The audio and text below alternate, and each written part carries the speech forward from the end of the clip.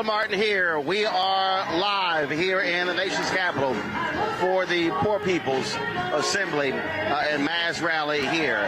It's going to be starting in about 10 minutes. This is the pre-program here where their choir is performing. And so you have folks from all across the country who are coming to the nation's capital here. And so what you'll see is, so we're going to get a shot that's further down Constitution. So let's take this shot here.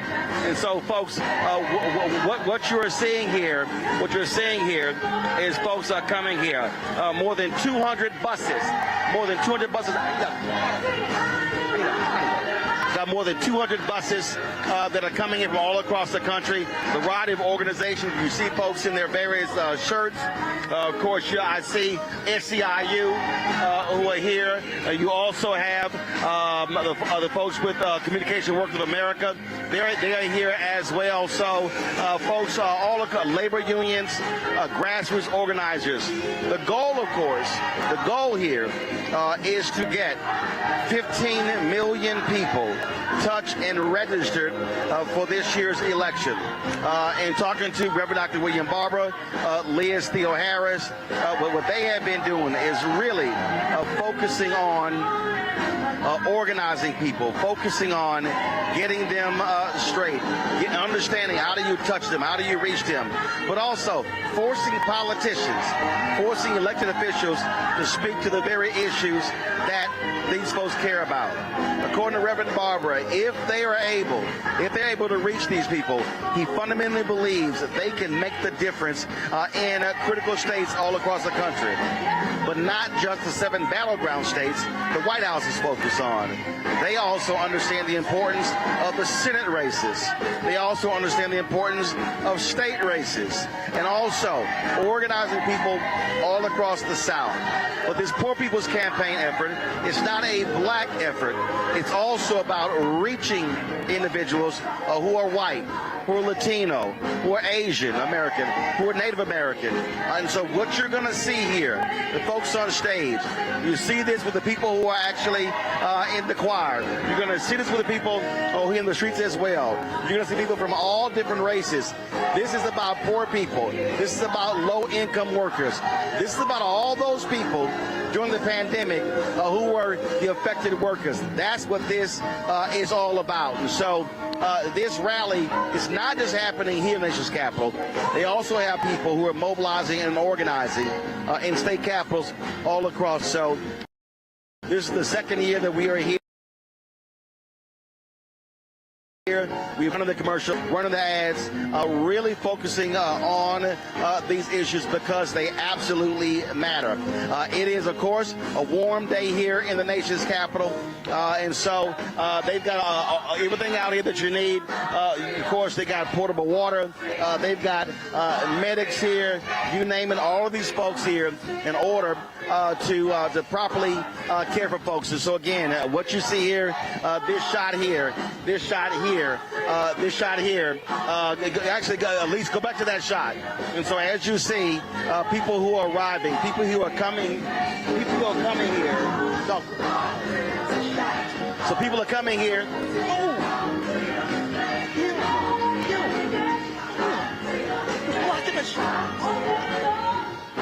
So people who are here, folks, coming in from all over the country, and so they are arriving. This is supposed to start at 10 o'clock. It's supposed to start at 10 a.m., I'm sorry. So you're seeing them coming here now. So we're going to do this here. Let's go back. Let's go to the stage. Go to the stage. We're going to take the choir here, and then we'll be right back.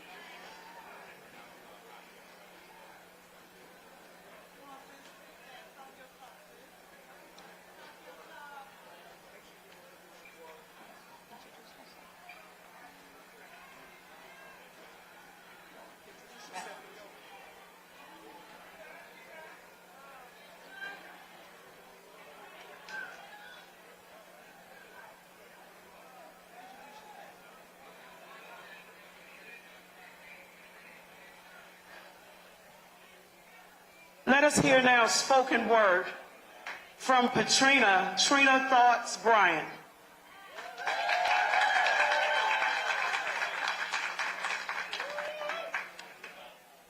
Dearly beloved, 140 million of us should be gathered here today in order to form a more perfect union.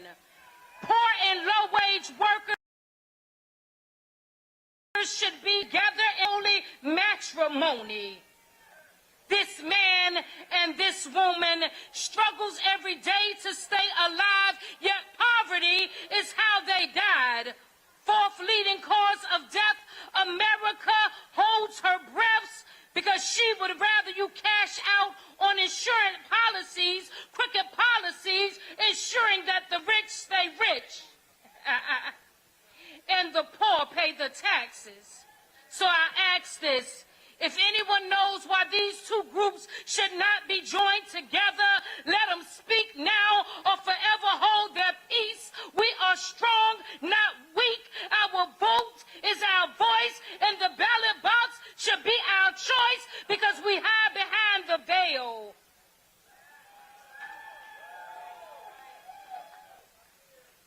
Of legislation, using laws to suppress voters' registration. Well, the blushing bride has arrived, and we will lift from the bottom and rise like a phoenix in Arizona skies. Set fire on Alaskan snow and demand that you give the natives back their land. In this land of the free, home of the brave, we are the grandchildren of former slaves. We are the free men of free men. Their all is what they gave. So why? Why are veterans on the street? No housing and bags for something to eat. Whole signs that say, God bless, but in the U.S., there are 5 vacant homes for everyone that's homeless, and then the city rezones our home and take what grandparents left. Gentrification moves in, but then don't want to live next door to the poor. And Congress turns around and spends $20 trillion on war, but cuts the budget for you to house me, and me must make 3 times the rent in order to rent, but the current rent is $2,000 monthly, and the average person, when they die, needs a GoFundMe.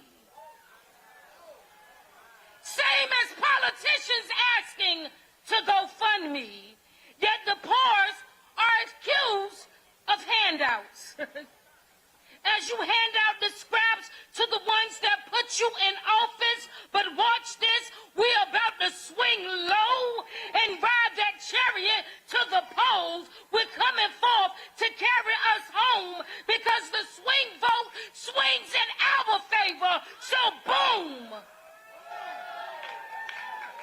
To keep this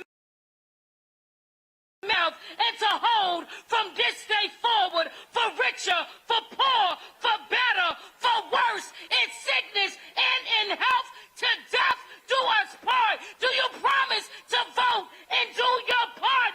I do. Get ready. We're ready. We're ready to make our mark.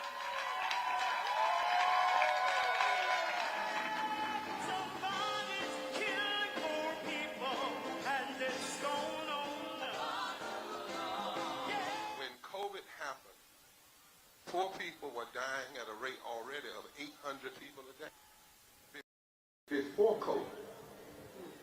You went to a... All right, folks, we're here again at the Poor People's Mass Rally. Joined right now, Ben Chavez, of course, the President CEO, National Newspaper Public Association, Black Press of America, Reverend Mark Thompson, host of Make It Plain. Ben, I'll start with you. I'm going to start from a media standpoint. So this is the second year that we're here. Very few media was here last year. Fewer media here this time. We're on the media platform right here, and literally no CNN, no MSNBC, no Fox News, no ABC, no NBC, no CBS, none of those networks. This is also part of the problem when they ignore the poor, they ignore low income. It's going to be thousands here, and for them, it's as if this never existed. Well, yes, I think this is not only a present-day problem, but a historic problem where the mainstream media doesn't look after the interests of the majority of America, particularly communities of color. All the networks should be here. Roland, I'm so glad that you're here because you have become our mainstream. Because the other mainstream does not serve our needs. And I just got a call into serious questions CNN for excluding the black press at the presidential debate. This is, again, a whole wave of exclusion, and it cuts across conservative, moderate, and liberal. No matter what place they're on the political spectrum, they disrespect the black press, black-owned press. And if you disrespect the black-owned press, you disrespect black America. Mark, the whole point we're talking about is what's happening here. Literally, virtually no media here. And by mainstream media not being here, it shows exactly what their concern is. And to act as if this doesn't even exist today, to me, is utterly nonsensical. Well, yeah, and thank you for having us, Roland, too. Not only that, they don't care about poor people. Bishop Barber is taking on the issue, the last issue Dr. King took on. And frankly, back then, a lot of people didn't want Dr. King to take on this issue. It's very, very difficult for people to get mobilized, but Bishop Barber has done that, and that's important. People are still on the debate, and it was funny, we led the way on that. We were on your show till 2 o'clock in the morning, and literally overnight, we saw how the perspective on the debate shifted. Everybody was in panic mode. By the time we got finished next morning, people had a wholly different thing. Even Biden must have watched it and got inspired and was a different person in North Carolina. So this is the place to be today. And this is not just in the context of just poverty in isolation. What Bishop Barber has shown us is that an enormous number of people who are living in poverty or suffering under low wages are not contacted or mobilized to vote. And so that can make a difference. So, frankly, as much as we may want to say, you know, Biden shouldn't drop out, he shouldn't. New York Times didn't ask Trump to drop out after 34 felonies. But the constructive criticism is Biden has got to recognize, and the Democrats have to recognize, that this is an untapped number of voters that they need to get behind and mobilize those voters. And at some point in the debate, poverty has to become an issue. On that particular point there, Ben, again, what this is about is how do you mobilize, how do you organize, and I think what's also important here, what Reverend Barber and Reverend Liz Theo Harris are saying is, we're not going to wait for a party, we're not going to wait for billionaire donors, we have to do it ourselves, and this is what I keep articulating, how we have to operate. We cannot wait on them to reach us, we got to do it ourselves. Exactly. Well, that's a very good point, Roland. Self-determination has to be from the bottom up, not from the top down. And I think what Reverend Barber has done with the poor people's movement is to include people who have been left out. And there are more people who have been left out than left in. And that's the power, potential power of this poor people's movement. I hope they have the largest voter turnout in 2024 of poor and low-wage people than ever before. And if we could change the Supreme Court, we could change what's going on in Congress, we could change what's going on in these state legislatures. So people have the power in their hand, but they got to use it. This is the time, everybody say, well, this is the most important election of our lifetime. I would say this is the most important election of all times. I mean, it's going down, but the black vote, the poor vote, the progressive vote can make a big difference. Mark, we talk about, again, these elections. It's going to be on the margins. It's on the margins. When you look at Georgia, 11,000. Arizona, I think it was like 10,000. And so even when you talk about reaching these folks, when you talk about touching the poor, the low income, that's how you actually win. And so what Reverend Barber is talking about is getting low-income people to understand they actually can be the difference maker. That's right. They can be the difference. And, again, all of us should understand that. You know, if we celebrate the King holiday and respect what he was trying to do, he said it on the steps of Montgomery State Capitol after March from Sumner, Montgomery. He talked about what happened right after Reconstruction and about how the working-class whites and poor whites and African-Americans just released from slavery, from enslavement, were coming together. And they did all they could to prevent that, because that white and black working class would have made a difference and perhaps would have prevented all of the things that set up the white middle class not going exclusively to them but going to us as well. They got the homestead loans. They got fair housing. They got Social Security. They got the FHA loans, the GI Bills, the things we didn't get.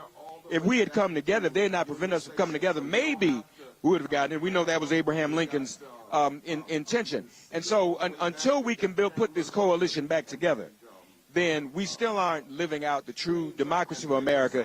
But even though they got those things, Brother Roland, and we got nothing, the clock has run out on the things they got, because economy keeps growing, but people's wages aren't growing. And the Supreme Court just decided yesterday, on the eve of this march, that homelessness itself is a crime. And so if people don't understand why we're here, that's why we're here.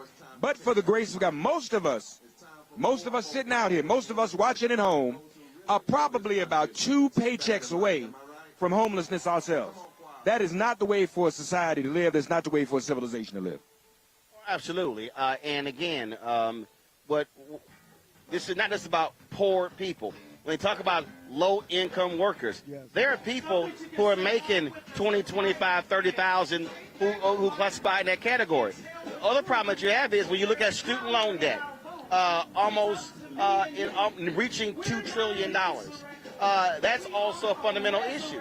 And so this is where we need folk to understand which party, which candidate is speaking to you, which one represents your interest. And when Trump stands up, Ben, and says to rich folks at Mar-a-Lago, y'all did great with my tax cut, and I'm going to make sure y'all do great again, he is not talking to poor folks. He's not talking to low-income folks. Yeah, Donald Trump is the worst threat to the existence of our communities. I think people in poverty, people low wages, they should be the largest voting vote going forward. I just think that Donald Trump is not just a future threat. Donald Trump is a present existential threat to our democracy. He's a threat to poor people. He's a threat to low-wage workers. And today represents the counterpoint that we have to out-mobilize, we have to out-organize, we have to out-vote the Trumpites who are against our interests. Mark, I was saying to Reverend Dr. Chavis, in terms of when you look at candidates and policies, Trump has made it clear he is going to do what's right for his billionaires. And so, but people out there who are like, well, I don't know, I'm concerned about Biden, it comes down to who is going to speak to your economic interests. And so the reality is the Republican Party has made that perfectly clear. And so to me, it is not a hard choice. But what you've got is you've got folk who are caught up in personality. Oh, Donald Trump's strong. Well, you could be strong, and then you're going to end up broke. Yeah. Well, like you said, we were on there the other night, you know, there's still this myth of John Wayne in America that people are attracted to. So if you're strong and you still lying, that's not right. You know, there used to be the saying when Reagan was in power that he could urinate in people's faces and tell them it's raining and they would believe it. That's what Reagan was able to do. And Trump did that. You and I were sharing an article this morning. You shared an article with me where Trump didn't even prepare because he doesn't care. He can just say whatever he wants to say, just go completely crazy up there, and there's no accountability for him because it really doesn't matter. He knows who his base is. He's locked in on that. He knows that the ball is in our court. Are we going to show up? Are we going to criticize each other? I mean, it's really amazing that people outside, people you and me know, say, well, Biden should drop out. And look at the New York Times and, oh, my God, he should drop out. Not one person in this whole country has written an opinion, gone on television, or said that a man with all these felony indictments, 34 of them he's found guilty of, should drop out of the race. He has a right. Well, he just is what he is. We got to accept that. But we always have to be the ones to turn the other cheek. And don't get me wrong, Biden has his issues. We all have very serious issues with him when it comes to Gaza. But most of us go to work every morning as black people, and we have to compromise because we still got to go to work and pay our bills. We don't even like the person we working for. And everything on the job is not perfect. But we don't say that, hey, I'm not going to pay my mortgage. So we got to understand that. Right. Brother got to hold up a Trump sign. F Trump, that's right. But Trump t-shirt. So in that same respect, if you can go to work, because most of us aren't working for ourselves like we should be. If we're working for somebody else's enrichment and they're not giving us the wages we deserve, but we still going to go to work every day, part of our job is to vote for somebody that is at least not going to take us all the way back to 1860. Biden is making some progress. But really, and I didn't say this the other night, when we vote in November, we're voting for who our opponent is. Who would we rather hold accountable? Just like the playoffs. If I'm a number 2 seed, I want to go up against in the first round a number 3 and number 4 seed. Number 2 don't want to go up against a number 1 seed. You don't want to go up against a higher seed. And right now, Trump is a seed that may be equal to us. You don't want to start the playoffs that way. Biden is somebody we can get to and we can hold him accountable. On that point there, Ben, I often talk about that. If you say you want policy, the question then is, who can I actually talk to? Who can I communicate it with? The reality is Trump had no black senior administration officials, none. And so when people talk about, well, I want certain stuff, yeah, but you got to be able to at least get a meeting, have a conversation. And that's the thing that I keep telling people. What are the 3 things you care about? And then when you look at a candidate or a party, where do they stand? And who can you at least push, rally to try to get it? In many ways, for him, it ain't going to happen. Yes. Well, I think that it's a total misrepresentation for the mainstream media to say that black men are supporting Trump. That's a big lie. I think everything we heard at the presidential debate was lies versus the truth. And I think we always have to stand for what's the truth. I think what Reverend Barber is doing, mobilizing the poor and low wage, that gives me great hope. I remember when Dr. King organized the Poor People's Campaign. People are raising questions. What does civil rights have to do with poor people? Civil rights has everything to do with poor people. Civil rights has everything to do with low wages. And that's why we're here today, to reclaim this nation, to reclaim our future, and to not be distorted by all these false prophets. I'm concerned with these Negroes that are paraded by the Trump people as representing black people. These people don't have no constituency. They're really a disgrace to the race for black people to pretend like that they're supporting Trump based on their constituency. Absolutely. So it is going to be, again, it's about reaching the issues. So Mark Thompson, Ben Chambers, I appreciate it. We're going to go back to the main stage with Reverend Dr. William Barber right now. As a nonviolent army of love and truth, we don't need to be an insurrection because we are a powerful resurrection. We are here today as America's and representing America's largest potential swing vote, poor and low-wage brothers and sisters who make this country work. Determined with our moral and religious, labor, social justice advocate allies, We are determined that it is time to rise up and say together, it is time to climb and take this nation to higher ground. And we stand in a long tradition, brothers and sisters. We gather here today 70 years after the U.S. Supreme Court declared that segregating children by race had no place in public education. It was not so much that 9 men, white men in black robes woke up, but it was that millions of Americans, white and black, rose up. And our nation's conscience cried that it was beneath the promise of the Constitution to inflict the stigma of race, that it was beneath the call of the scriptures that declares, out of one blood God has made all people. And so responding to that cry, the court ruled that school segregation was too low down for the high ideals that we needed to rise to higher ground. We are assembled here today 59 years after Martin Luther King Jr. said, the greatest fear of the greedy oligarch in this country was for the masses of black people and white people to form a voting bloc that could fundamentally shift the economic architecture of this country. And 56 years after Dr. Martin King was murdered by a spirit so poisonous that it would kill presidents, preachers, and possibility.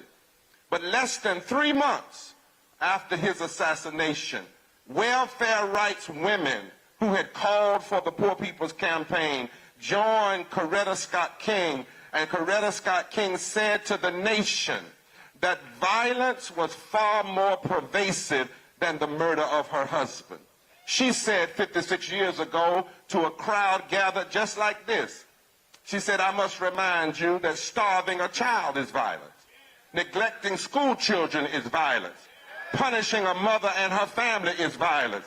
Discrimination against working people is violence. Ghetto housing is violence. Ignoring medical need is violence. And contempt for poverty is violence. And an apathetic attitude that refuses to deal with it is also violence. Ms. King joined poor people to call the nation to nonviolent moral public policy because anything less was too low down, and we needed to rise to higher ground.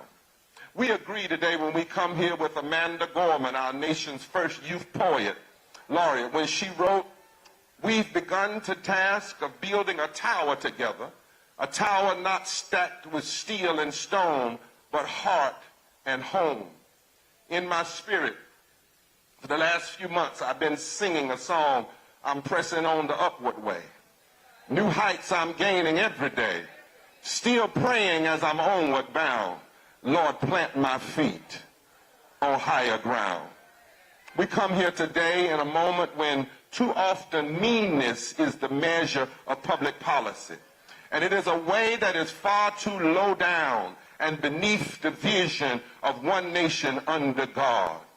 135 million people, 140 million people struggling to survive with poverty and low wealth in the wealthiest nation in the history of the country is too low down for us to be satisfied. 800 people dying a day needlessly from poverty, 295,000 a year is too low down for us to be satisfied. A place where one study said that 350,000 people of the over 1 million people that died during COVID so far didn't die because of the virus. They died because of the lack of health care.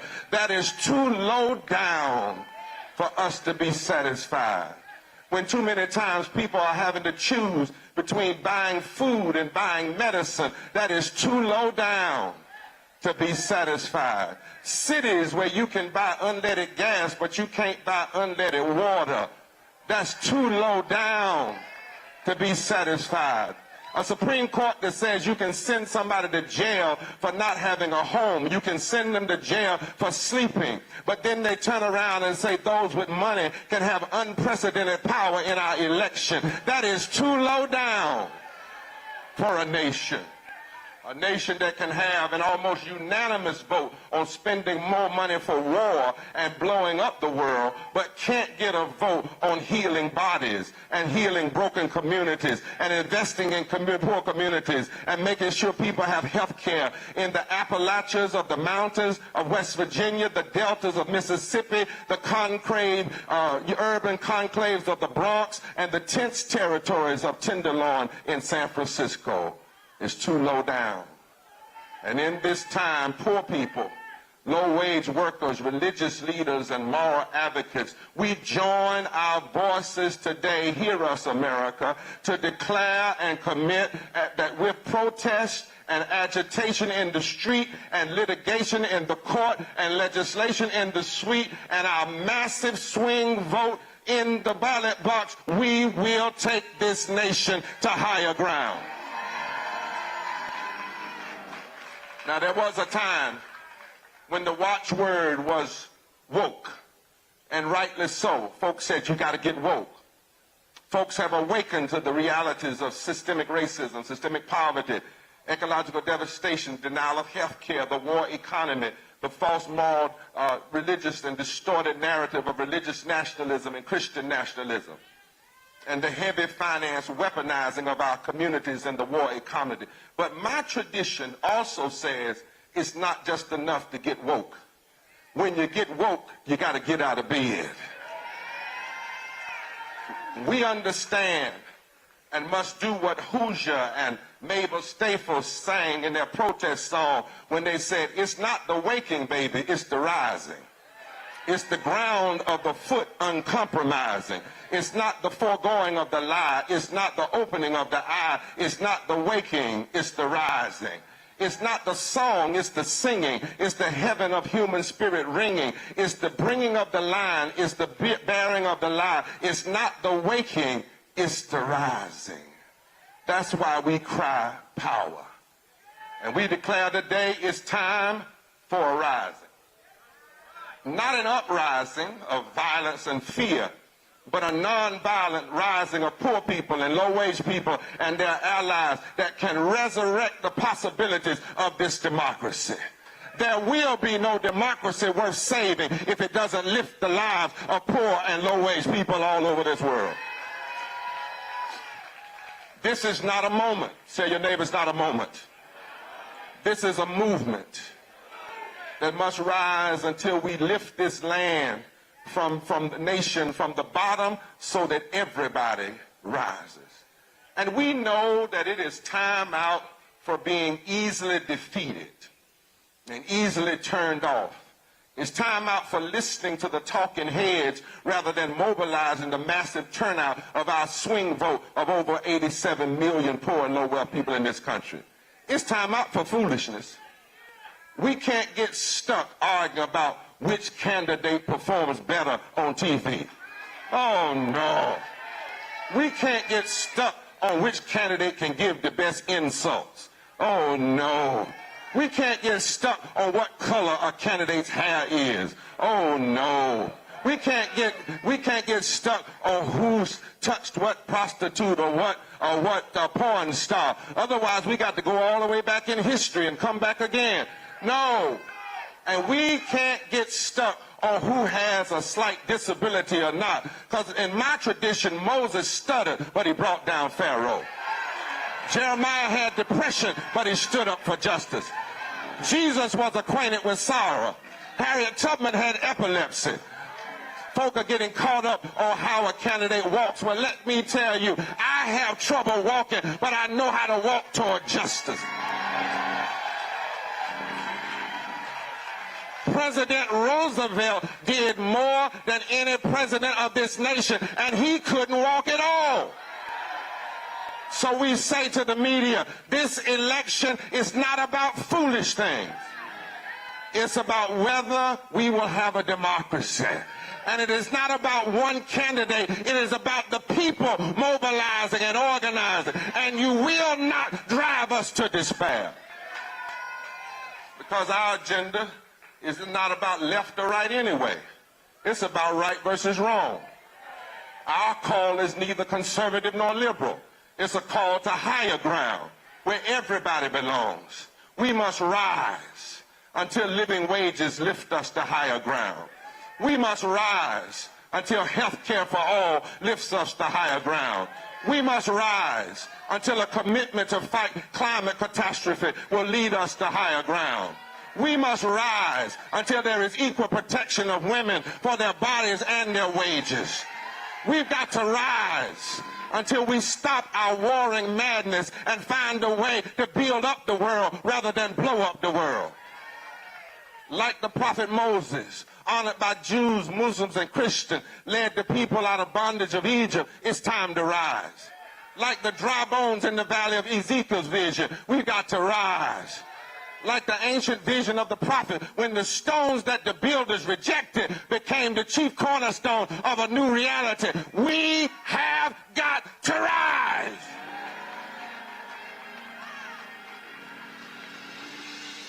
Like Rosa Parks rose, like a young Muslim cleric Malcolm rose when he embraced the universal vision of human rights. We've got to rise like Sister Dorothy Day rose when she declared a revolution of the heart. We have to rise like Mother Ella Baker rose when she said, give light to the people and they will find their way. We have to rise like our Latino brother Cesar Chavez rose and say, we're not going to work anymore until you pay us what we deserve. In every generation, there comes a time that everyday people have to rise and take the nation higher. Poor people make up 30% of the electorate now, 40% in every so-called swing state, battleground state. Poor people and low-wage workers are the largest swing vote in the country. Every state where the margin of victory was within 3%, poor and low-wage voters make up over 43% of the electorate. 1/3 of all poor and low-wage people live in the South. 60% of Republicans in Mississippi now want health care, even though the government blocks it. Because the pandemic has taught us that if you get sick, the disease doesn't kill a Democrat or a Republican, it just kills you dead. These elections are about policies. Say policies. Policies like, if you don't have a living wage and you can't pay your light bill, we're all black in the dark. If you can't hardly afford food, your children's stomachs don't growl South, they don't growl North, they don't growl Republican, they don't growl black, they don't growl white, they don't growl Asian, they growl hurt. Did you know in Michigan, Wisconsin, Pennsylvania, and Georgia, the total vote that determined the election for president in those states in North Carolina was 178,000. But in those same states, over 6 million poor and low-wage voters did not vote. And the number one reason they did not vote is they said nobody talked to them. Well, there comes a time when people don't talk to you, you got to make them talk to you. And that's why today we've decided to raise up thousands of activists across this country to touch 15 million poor and low-wage voters across this country that are infrequent voters. Today, we will be delivering a statement to every network to say, we don't care what kind of debate you have. If you don't have a debate that asks candidates where they stand on living wages and labor and health care, that's the failure. And the rest of our 17-point agenda. And we're going to deliver to every convention, Republican, Democrat, whatever it is, and say that if you want these votes, then you have to talk to us. Not about what you've done, but what you're going to do in the days to come, because our votes must rise. And so finally, my brothers and sisters, this is why we're a fusion movement. Look around. This is why we are black, rising. We are white, rising. We are native, rising. We are Asian, rising. We are Latino, rising. We are gay, rising. We are straight, rising. We are trans, rising. We are people of faith, rising. We are people who believe in the moral arc of the universe, and we are rising because what we have in common is that we've got power to take this nation to higher ground. We are rising for a better tomorrow, and it's our time. We are rising to shift the course of tomorrow. I have a friend that taught me that her father said, God may not do it today, but he'll surely do it tomorrow. We are God's tomorrow. And tomorrow starts right now. Now, at the end of that song, Mabel Staples said, that's why, Liz, we cry power. That's why we cry power. We cry power because everybody has a right to vote. And everybody has a right to live. And it's time to fulfill an agenda of love and hope and justice and truth-telling. It's time to rise. You are not just voters. You are leaders. You have been elected by history. You've been elected by what you've been through.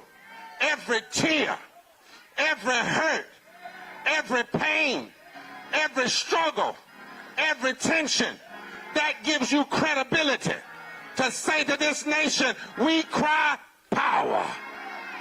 Fear is too low down for a nation. Division is too low down for a nation.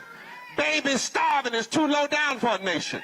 Workers not having a place to live is too low down for a nation. Having a recovery that leaves people still poor is too low down. It's beneath the call of God, and we cry power. God says, blessed are the poor. We cry power. God says, loose the chains of injustice. We cry power. God said the laborer is worth his hire. We cry power. God says, treat the least of these right. We cry power. And I stopped by to tell you that the extremists don't have enough political power to shut us down. They can't vote us away. They can't insult us away. They can't scare us away. They don't have enough money to buy us away. Somebody turn to your neighbor and say like Sheila, say, I'm here and I ain't going nowhere. And we've got power. Power. Our agenda has power. Our numbers have power. Our unity has power. We cry power. Nonviolent power. Justice power. Mobilizing power. Voting power. Organizing power. Power to make a difference. Power to make changes. Power to overcome the lies. Power to make a new society. Turn to your neighbor and say, neighbor, we've got power. Power. Power.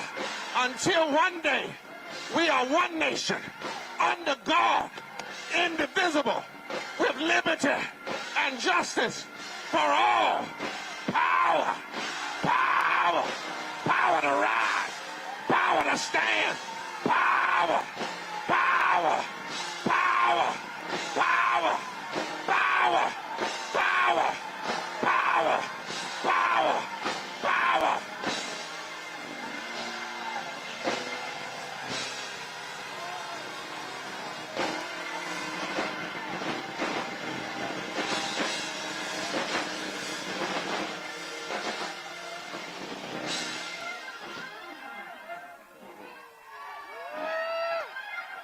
We got power.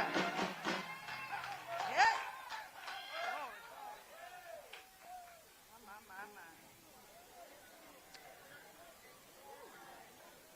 We got power, y'all.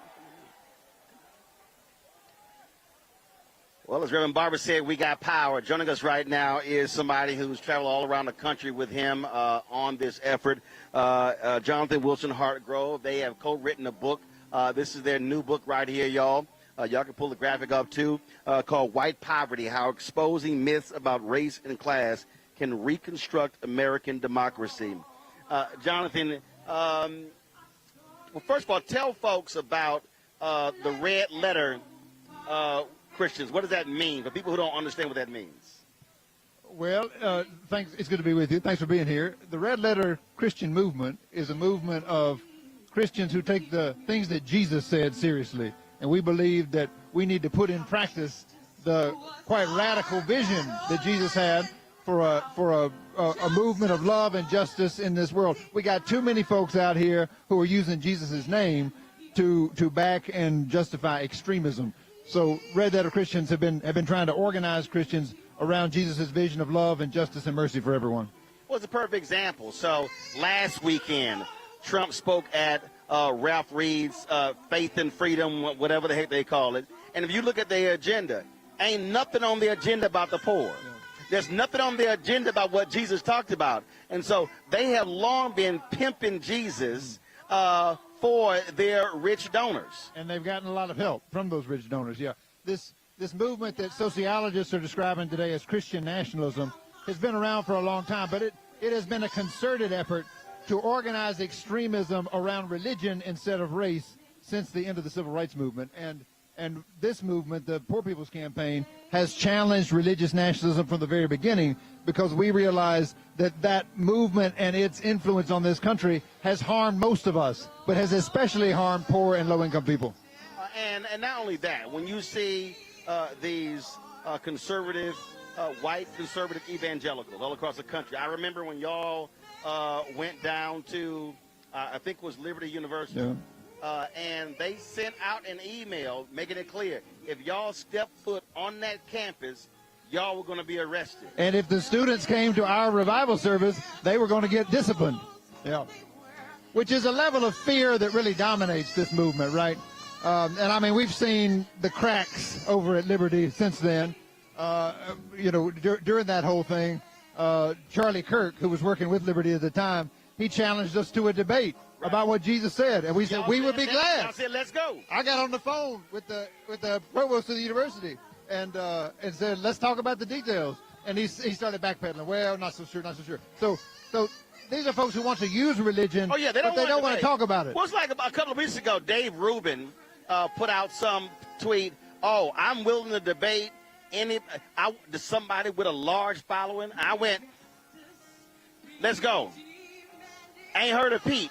And so again, they always want to challenge folks, and I also remember when, but they actually can't withstand the pressure. I remember when I was on CNN, and it was when Obama and McCain went to Rick Warren's church, and so they had me against Tony Perkins, and we started going at it, and I said, "Oh, Tony, I'm sorry, you ain't used to having to debate somebody who knows the Bible as well." So I had to put him in check. Because what happens is on mainstream media, when they want to talk about Christianity, they always call these white conservative evangelicals or even black conservative evangelicals, but they never call progressive voices or people who truly understand what Jesus talked about. And, it distorts not just the faith, but even people's understanding of what the majority of faith is in this country. The vast majority of people of all faiths don't support this religious nationalism, and the vast majority of Christians don't support Christian nationalism. So in some ways, it's a misnomer to call it Christian. And we're trying to make clear in this, very interfaith and broad movement that Christians have a place among many of our neighbors in this country to stand up for the things that Jesus cared about. That's what we're talking about here today. We're going to do this here, so we're going to talk a little bit more about the book. But we want to go to the stage because Reverend Liz Theo Harris is now speaking, so let's go back to the main stage. We can abolish poverty and low wealth, and we must do it now. Now. For too long, we have been fed the lie of scarcity when we live in a world of abundance. For too long, we have been divided by race and nationality and immigration status and religion and issue area and sexuality and gender. For too long, the false narrative of religious and racial nationalism has blessed what is wrong and condemned what is right. In the eyes of God and in the words of our Constitution, it is wrong for people to work for starvation wages. It is wrong to push millions of families off of health care. It is wrong for the highest court in the land to criminalize homelessness, to rule that you cannot breathe in public, on a bench, in your car, or in a park if you do not have a home. It's wrong to funnel billions and billions of dollars to war. For there to be a genocide and mass killing of children happening on our watch. It is wrong to deny women's rights, LGBTQ rights. indigenous rights, earth rights, for people to be ripped from their families, deported, or denied asylum. It is wrong for the world to be on fire and for corporations to stop us from saving this planet. And it is wrong for the powerful to deny responsibility for these injustices, to take the power away to pass policies, enact orders that lift from the bottom so that everybody can rise. But we also know what's right. It's right to feed people, to give them health care, to secure the right to vote, to respect the dignity of all work. It is right to cancel debts, to offer a home to everyone. What's right is to abolish poverty and low wealth.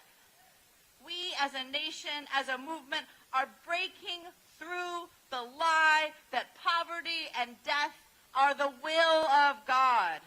We must break through the lie that some lives are more precious than others, that it's impossible to unite and organize for change, that only small changes, one issue at a time, are possible, or that the rich and the powerful are coming to save us. Instead, we join prophets throughout the ages who have declared that ignoring, that criminalizing the poor and protecting the rich is evil. The prophet Micah asks, "What does the Lord demand of you but to do justice, to love kindness, to walk humbly with your God?" Leviticus demands that we welcome the immigrant neighbor. Deuteronomy demands that nations forgive debts, that pay people a living wage, that organize policies around the needs of the poor. Isaiah demands that we stop passing laws that deprive the poor of their rights. Jeremiah, that the wealthy stop evicting people.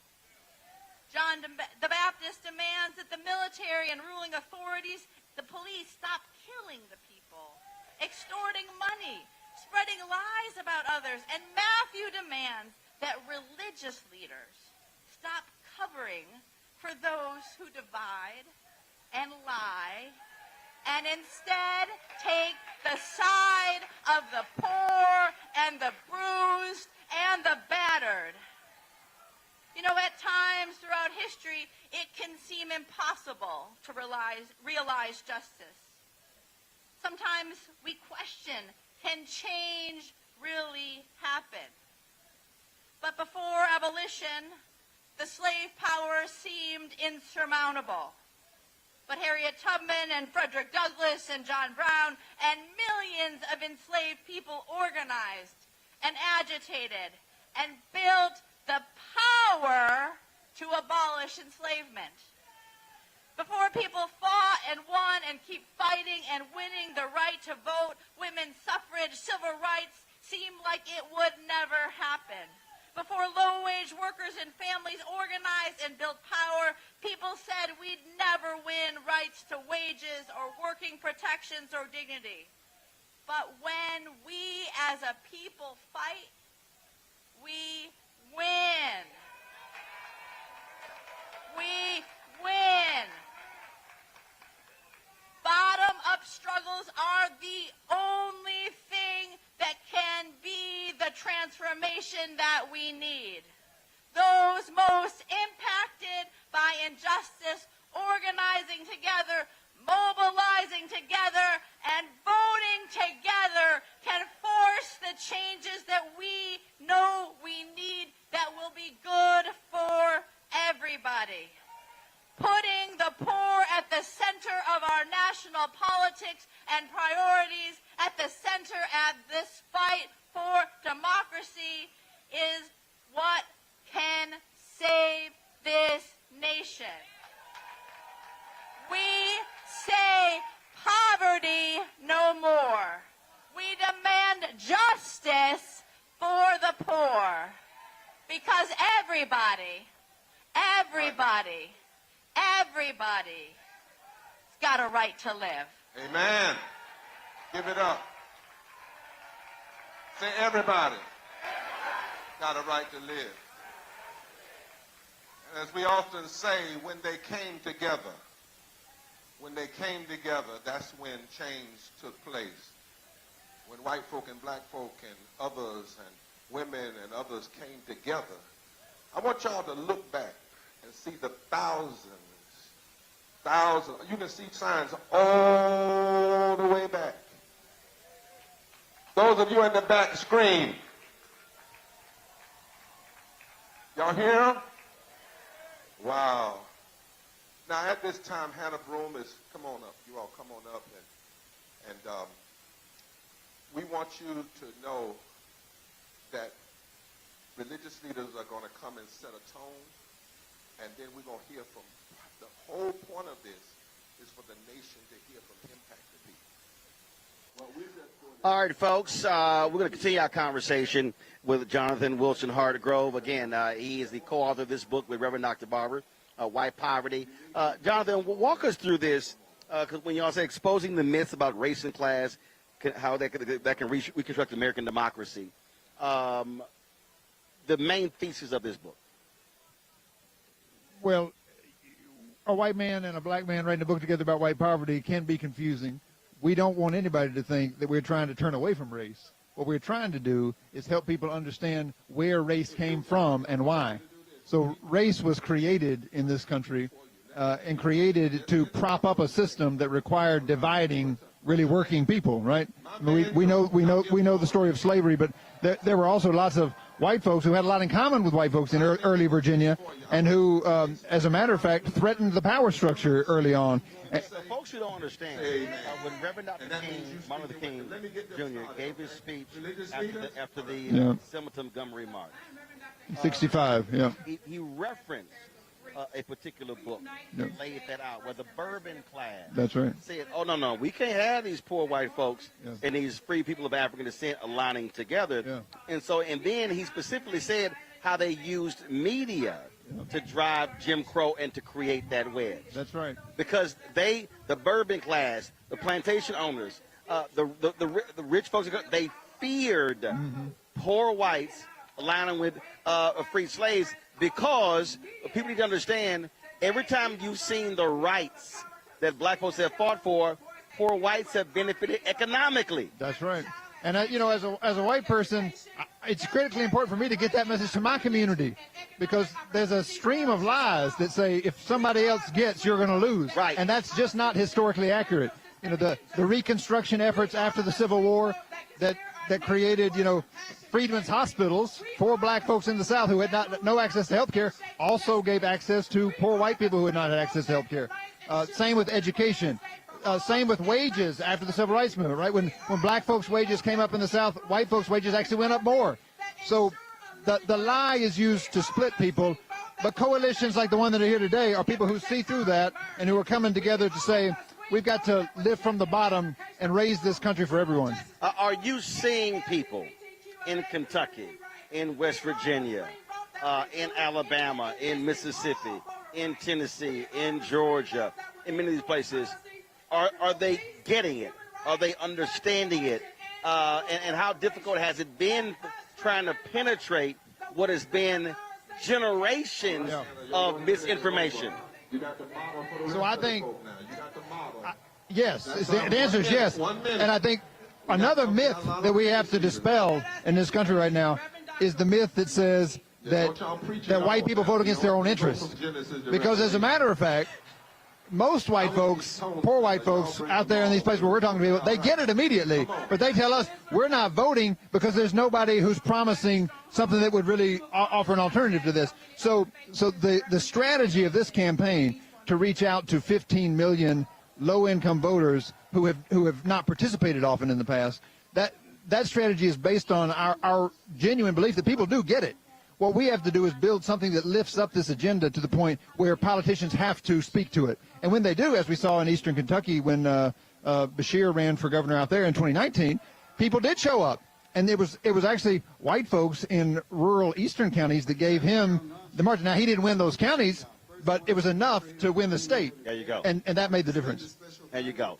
And again, for people who don't understand, this ain't easy because you've got, in a lot of these places people don't realize, a significant number of conservative radio stations. And you've got Fox News, you got conservative digital outlets who are pounding them with they're taking from you. The great replacement theory. Oh, they're coming to take your jobs. And it's all about scare tactics. Yeah. And these are people who are hurting, right? So they're trying to understand why they're hurting.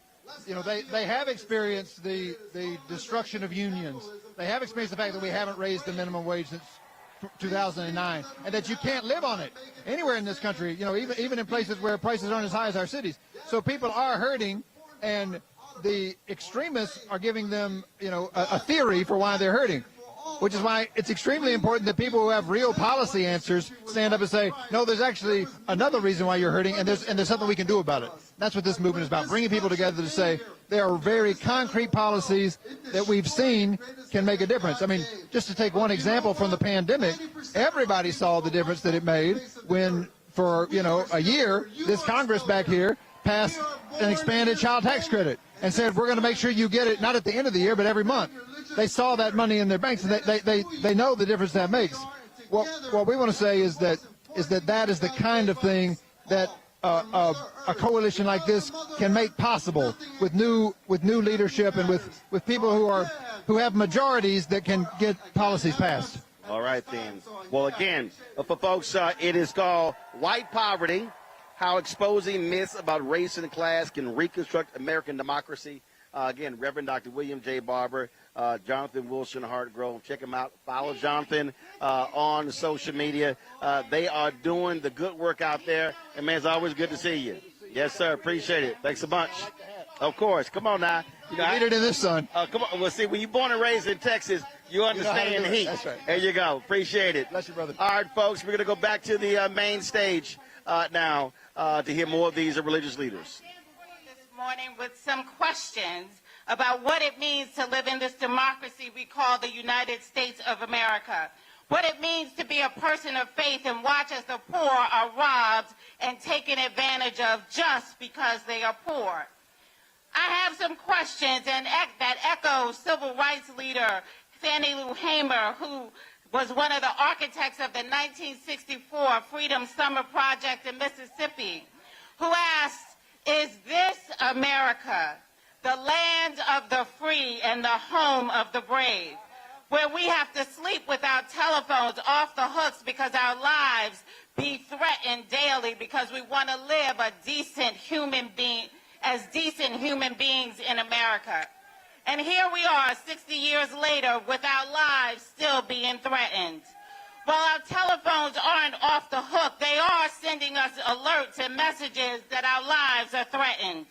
When black people have a lower life expectancy than white people by 5 years, our lives are threatened. When black people are more likely to be uninsured and unable to afford health insurance, our lives are threatened. When the mortality rate of pregnant black women is 3 times that of white women. When white households have more than 9 times the wealth of black households, and the percentage of black folks living below the poverty line in this country is almost double their white counterparts. The question is this America, the land of the free and the home of the brave? Well, I just want to say that today we can do it together. We can make this truly the land of free and home of the brave. Thank you so much. Brothers and sisters, as you come as clergy, I want to remind you that we're asking you to deal with your theology. You don't have to deal with all the policy. The people that are the result of the policies are going to speak. Your job is to set the moral foundation. What does your faith say about why we ought to be here? Please adhere to that, because it's important, because we have to combat this heresy of Christian nationalism, right? Amen. So we know the policies. What we need to know is, what does your faith say? What does the word say? What the Lord say from your perspective? And it's 1.5 minutes. Please stop at 1.5 minutes, because we got a lot of impacted people, and if it doesn't happen, we're going to change it and put the impacted people on up. All right? Good morning, my brothers and sisters. I am the Reverend Terry Hord Owens, and I'm honored to serve as the General Minister and President for the Christian Church, Disciples of Christ in the United States and Canada. As a Christian minister, I'm here, and we are here because we are informed by the teachings of Jesus to love God, to love your neighbor as yourself. And one of the epistles in the New Testament tells us that love is an action word. You can't just talk about it, you have to do it. And that means what I want for others is the same thing I want for myself. A living wage, health care, safe and affordable housing, quality schools that don't depend on my zip code.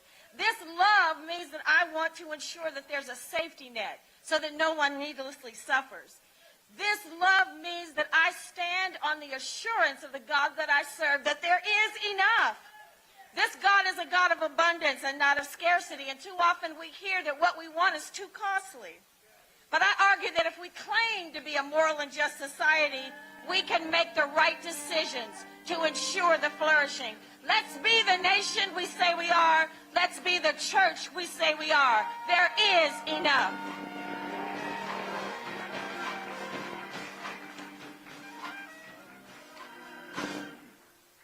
I'm Teresa Llewellyn, and I am an Episcopal deacon serving in the Episcopal Diocese of Virginia at a church in Alexandria, Virginia. Episcopalians follow the teachings and example of Jesus, who commanded us to love our neighbors as ourselves. Jesus taught us to feed the hungry and to stand up to the empire to eradicate hunger. Jesus taught us to care for the poor and to do justice, including advocating for policies that provide for just living and wages and for housing. Everyone has a right to live. Our baptismal covenant calls us to strive for justice and peace and respect the dignity of each person, no matter who they are, what they look like, where they are from, how much they earn, where they live, or who they love. This is not negotiable if we are to live our promise to act as Jesus calls us. We will not be silent or stop working until poverty is ended and all people have the same fundamental rights that God created each and every one of us to have. We want to realize God's dream of beloved community.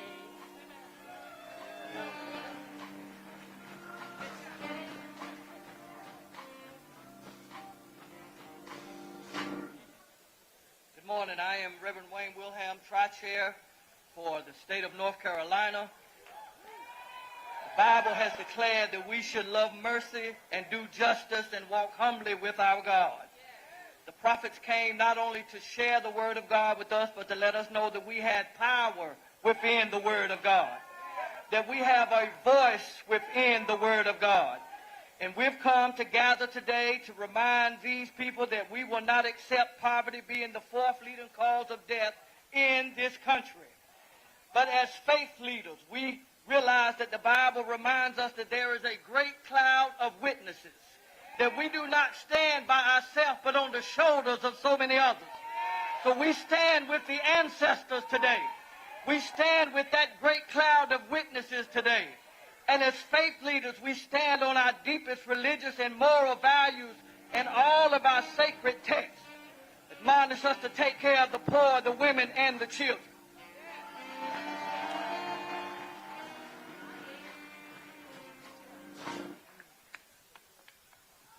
Good morning, Washington, D.C. Good morning, Poor People's Campaign. I'm Reverend Michael Neuroth, the Director of the United Church of Christ office here in Washington. I'm honored today to represent my beloved church, and I bring greetings from our General Minister and President, Reverend Dr. Karen Georgia Thompson. We as the UCC stand as over 800,000 loud and proud as a church working for love, justice, peace, equity, freedom, and yes, choice. Can I hear choice? Yeah! We are an economically diverse, multiracial, multicultural, open and affirming, immigrant, refugee-loving, accessible to all community with a mission to build a just world for all. As the UCC, we welcome all, we love all, we seek justice for all. For us, as for the Poor People's Campaign, all means all. Can I hear an amen?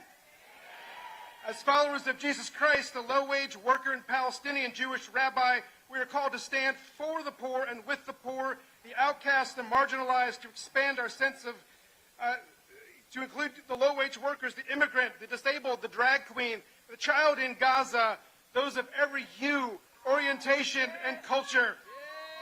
To see us all as beloved in God's sight. As William Barber and others are going to say today, we are a resurrection. And like the Resurrection City encampment in Washington, D.C. in 1968, we need to shock the conscience of this nation. Let us proclaim that black, poor, trans, immigrant, Palestinians, all of us are beloved by God. Amen?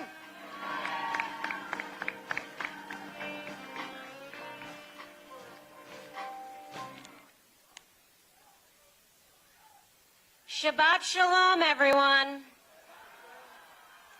I'm Sheila Katz, CEO of National Council of Jewish Women. Kavod habriot, the dignity of every human, is one of the most sacred commandments in Jewish scripture. Dignity, first and foremost, not just for the wealthy and well-connected, but for all people. We refuse to be complacent in the face of injustice. Today is Shabbat, the Jewish people's holy day of rest and prayer. Rabbi Abraham Joshua Heschel famously talked about praying with his feet when marching alongside Reverend Dr. Martin Luther King Jr. Today, while many in the Jewish community are praying in synagogues, and many prayed right here before this started, we are also here, arm in arm with our friends, to pray with our feet, with our legs, with our wheelchairs, with our bodies, and with everything we have to bend the moral arc of the universe toward justice, to end the plague of poverty and systemic oppression in America. May we continue marching together toward a more holy world we create with love, with peace, and with justice. Amen.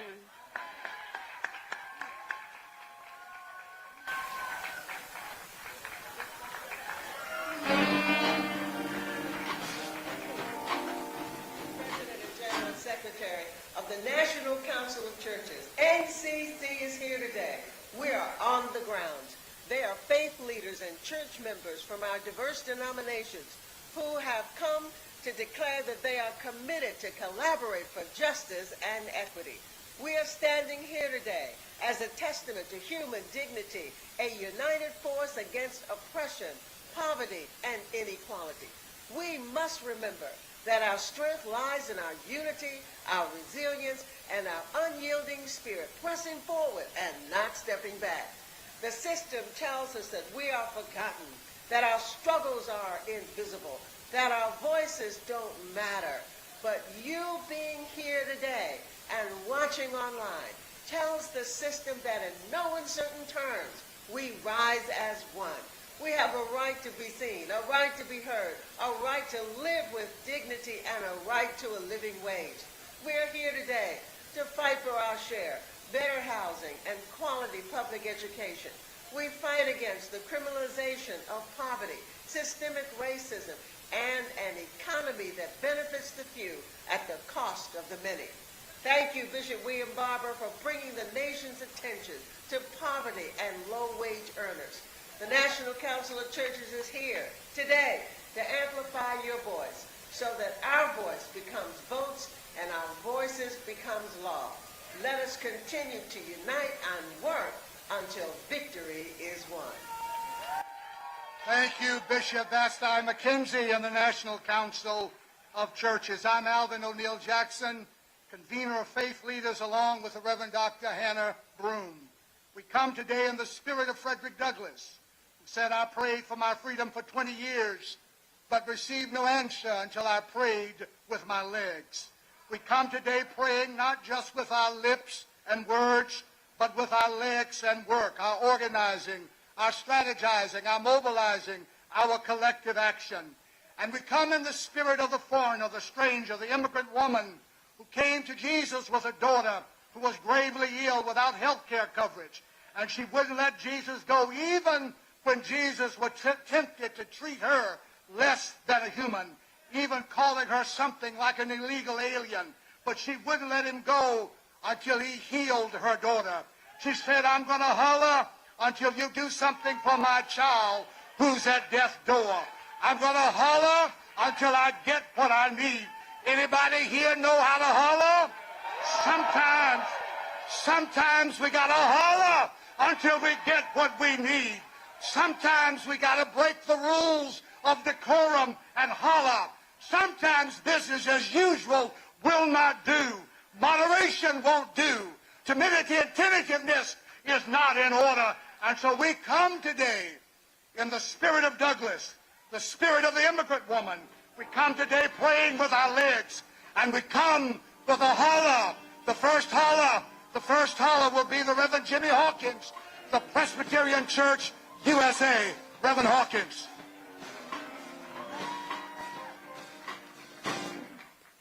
Hi, I'm here representing the Presbyterian Church. I'm the advocacy director for the Washington Office of Public Witness and also the UN office. The Presbyterian Church is a Matthew 25 church. And we have made a dedication that when you are hungry, we will feed you. But not only that, so that you can have a living wage and you can feed yourself. We are a Micah 6 church. We believe that we are called to love justice. We are an Amos 5 church. We want to let justice roll down like waters, and righteousness like an ever-flowing stream. We are a church who believes in people, in a God who loves people, regardless of how much money they make, where they come from, or what they look like, because we are all made in the image and likeness of our God.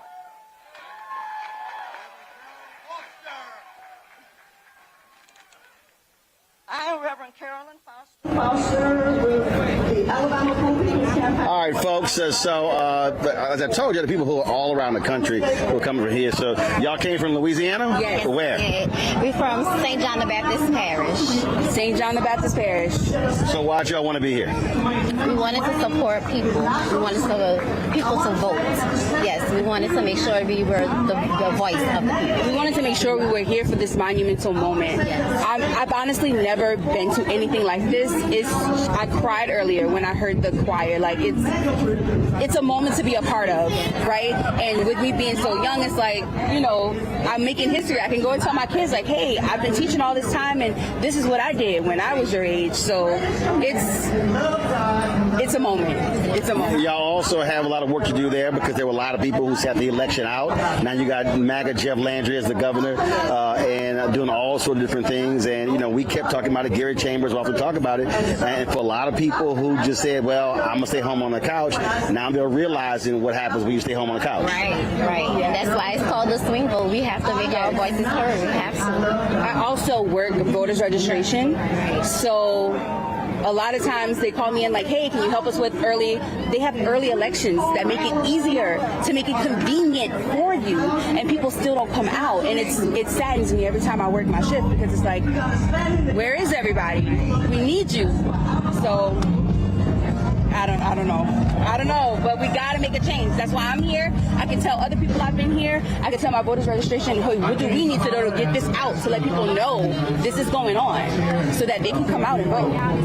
Well, the Deltas have, and y'all are active for sure. The River Parish Deltas have started calling people. We have started this calling line where we're calling for social action to make sure we ask them to vote, ask them to remember to vote. We're even going for the elderlies and actually bringing the papers into them to sign up. So we are doing things in the community. The Deltas definitely are, to make sure to ensure that we are moving our community in the right position, in the right movement for everybody. And the teachers union too. And the we had to do a telethon. At the last meeting we had in Baton Rouge, we had to do a telethon. So we're working. We're working. Well, we appreciate it. Y'all keep working. So now I know you came out. You wanted a photo. So I know. Hold on one second. I got you. Hold on. You hold this right here. You hold it right there for me, bro. In Washington, D.C. So we probably have a Bible lesson. We go forward, one step back, and hand up, go through the campaign, not going anywhere. We're going to stand in the national capital and all across the country. I'm a big fan of watching you all the time. I appreciate it. I'm so glad that you're here, but obviously you would be here. Thank you. There you go. All right. I appreciate it. Thanks a bunch. Would you do me the same favor? Come on. I got it. Good morning. represent those who have been forced into poverty. We have degrees and we have work ethics and work experience, but our government is not allowing us to work. Say it again. I represent those who are pushed into poverty. We have degrees, we have work experience, we have work ethics, but our government chose to use us as research subjects instead, and they want to see how we make it on nothing. Where are you from? I'm from Columbia, Tennessee. Okay. Reverend Dr. Millicent Black. All right. And so y'all down there mobilizing, organizing? Absolutely. All around the nation we're mobilizing. Well, we definitely need y'all to make some changes in Tennessee. We want them to continue the changes. They had a bill in the House in March to stop the intelligence agencies from being able to use our FBI in just intelligence gathering rather than researching criminals. And so the bill disappeared. So we're praying to get that bill back. Okay. All right. Keep up the good work. Thank you. I appreciate it. Thanks a lot. Appreciate it. Thank you. I'm not trying to be interviewed. I'm just trying to say hello. Hey, Joanne Lyons. what's going on? What's happening? You chilling? Not this year. but I'm here. And I want you to meet my granddaughter. Uh-huh. All right. How you doing? This is Camille Davis. Camille, Roland Martin. Good to meet you. A very important journalist. Good to meet you. All right. Good to see you. You take a picture with her? Come on. Elise, let's do this here. Let's go back to the main stage, and then I'm going to do some other interviews down the park. All right, cool. Good morning. I am the Reverend W. serving Cedar Lane Unitarian Universalist Congregation in Bethesda and representing Hindus for Human Rights. I bring greetings from our UUA President, the Reverend Dr. Sophia Betancourt. Our Unitarian Universalist faith centers love and compels us to raise our voices, recognizing the inherent worth, dignity, divinity, and rights of every person. My Hindu faith rejects the false worship of broken systems to pursue justice and equity. In the Hindu sacred text, the Bhagavad Gita, Lord Krishna calls Arjuna to say, whenever righteousness declines and unrighteousness rises, I manifest to reestablish dharma, righteousness. That tells us that God is an active participant in and through our lives, siding with the oppressed and calling us not to be silent anymore, to show up and struggle for what is right and just. So let us be a dharmic resurrection. Let us take this nation to higher ground, forward together. Not one step back. Thank you. Reverend Hooker. I am Reverend Amari Bernard Hooker, Southeast Jurisdiction Coordinator for Black Methodists for Church Renewal, Southeastern Advocacy Chair for Advocacy in the United Methodist Church. I am a South Carolina Tri-Chair and the Faith Representative. I stand here today on behalf of the people of South Carolina, rural South Carolina, that live in food deserts, education deserts, and live in a system of have-nots. You got to understand that my faith community and my faith tradition is still fundamentally social justice and social advocacy. I want you to know that morally we are tired. Matter of fact, we're damn tired of political foolishness, economic faithlessness, and the we'll fix it later mentality when it comes to our schools, our hospitals, and our roads. That's why in South Carolina, our churches and faith leaders are mobilizing to get out and vote and wake the sleeping giant.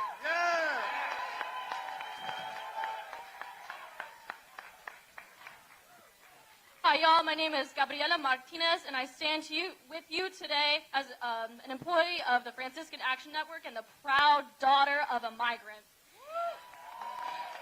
Francis Sinclair cared about justice, peace, and the integrity of creation, as we are all children of God, no matter your color or where you live or how much money you make. So I will try to speak to all of our inner children as I tell you a personal story that I think all of us can relate to.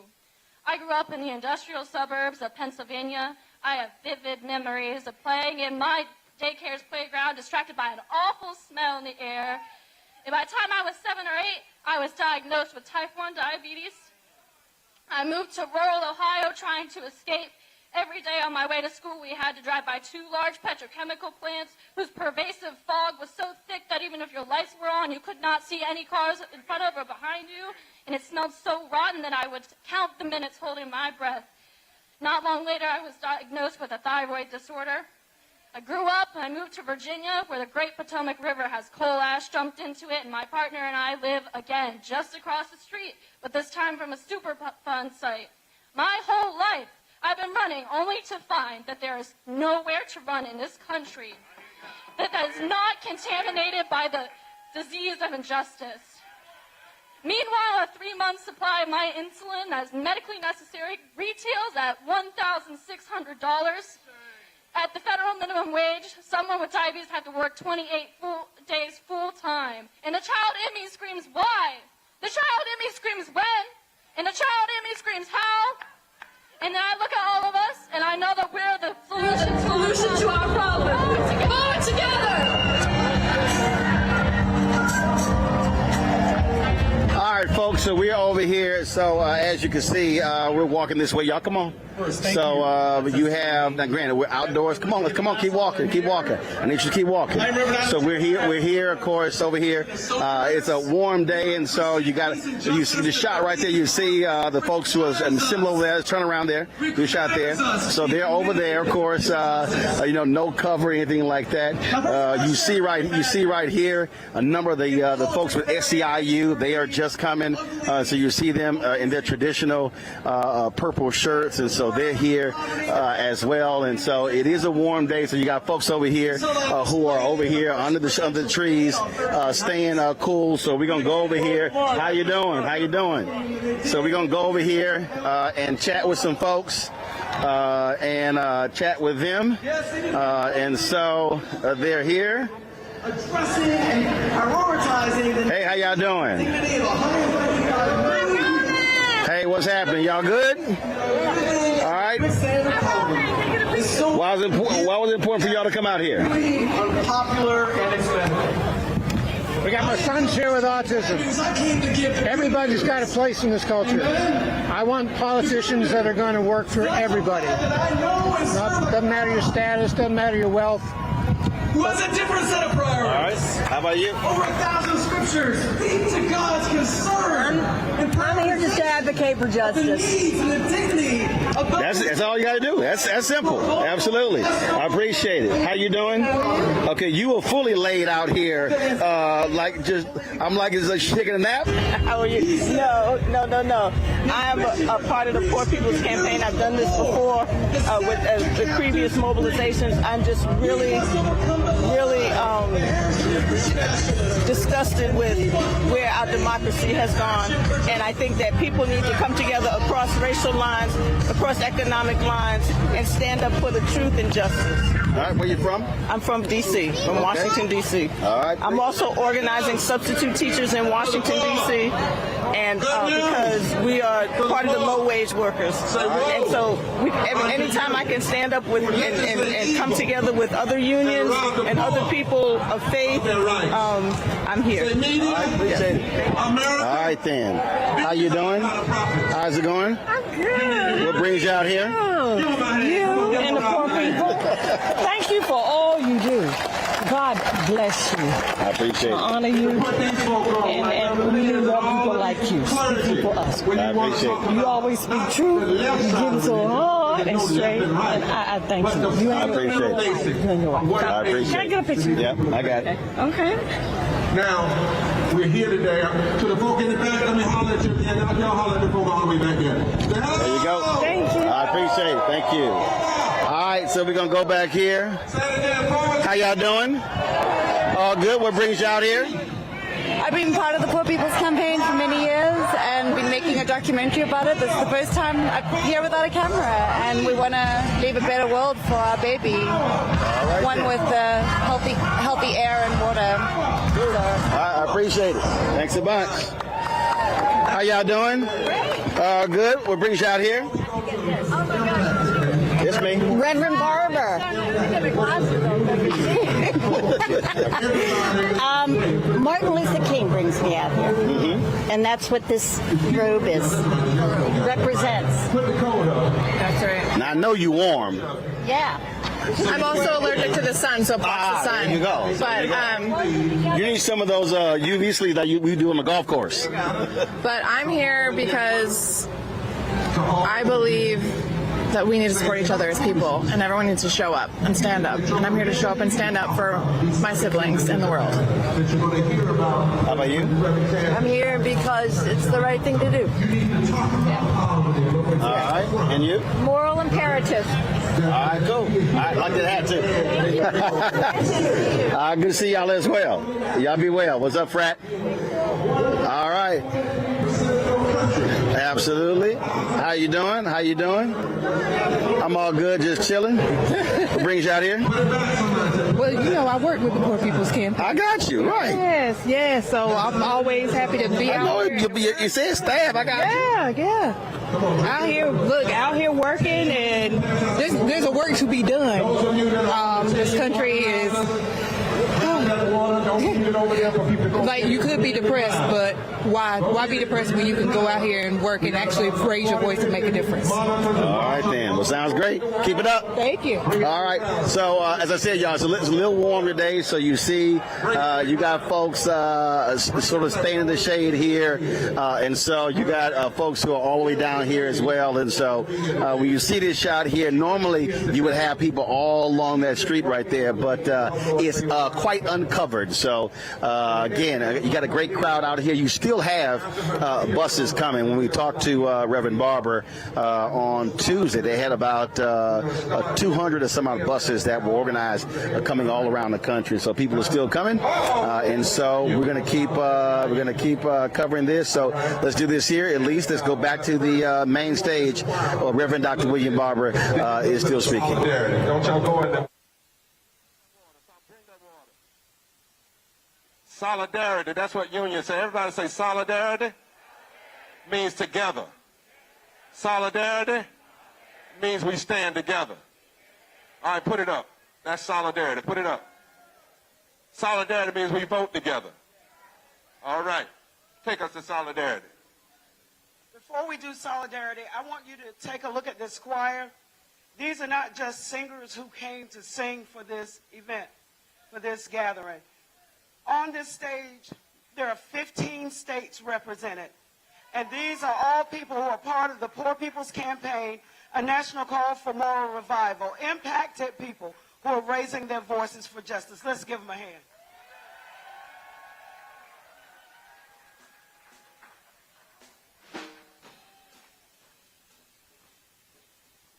This song was written by Sauda Aishe, and it's called Solidarity. Let me hear you say solidarity.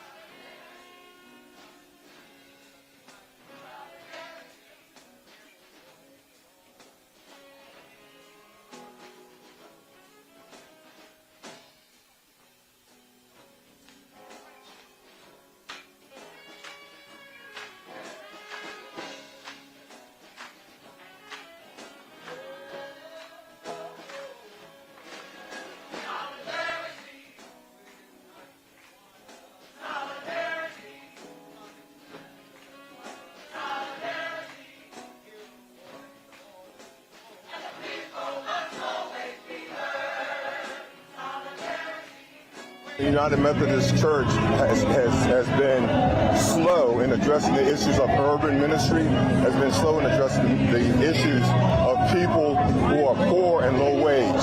So I'm glad to meet you. All right, glad to be here. Okay. I appreciate it, Fred. All right, thanks so much.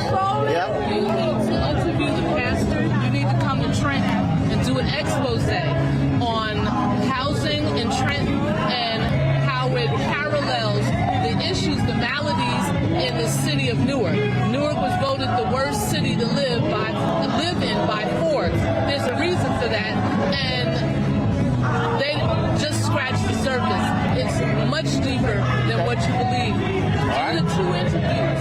got you. Can you take a picture of me and my friend, please?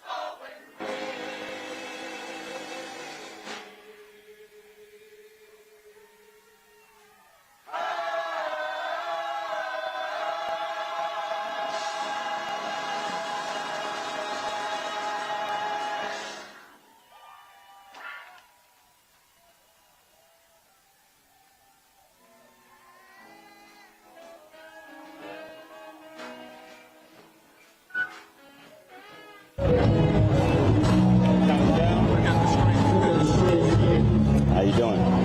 Come on. Camera. Give me a picture. I got it real quick. I'm over here working and I see you. Oh, we do that and we need to do it with the loudest. I'm ready. Oh, look up. Honey, I'm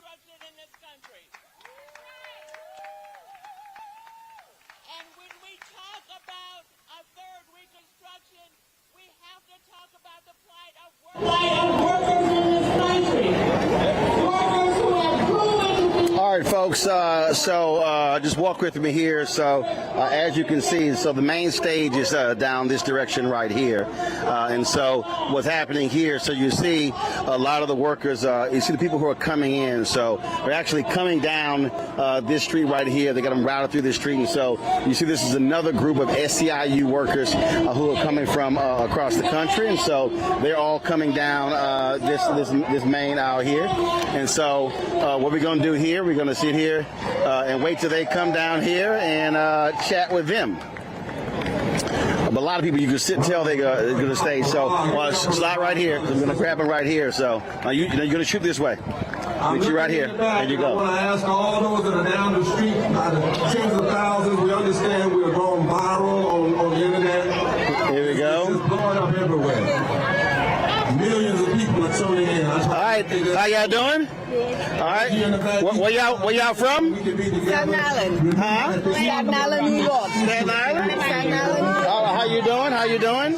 And so, why is it important for y'all to be here? Because we all need to support each other.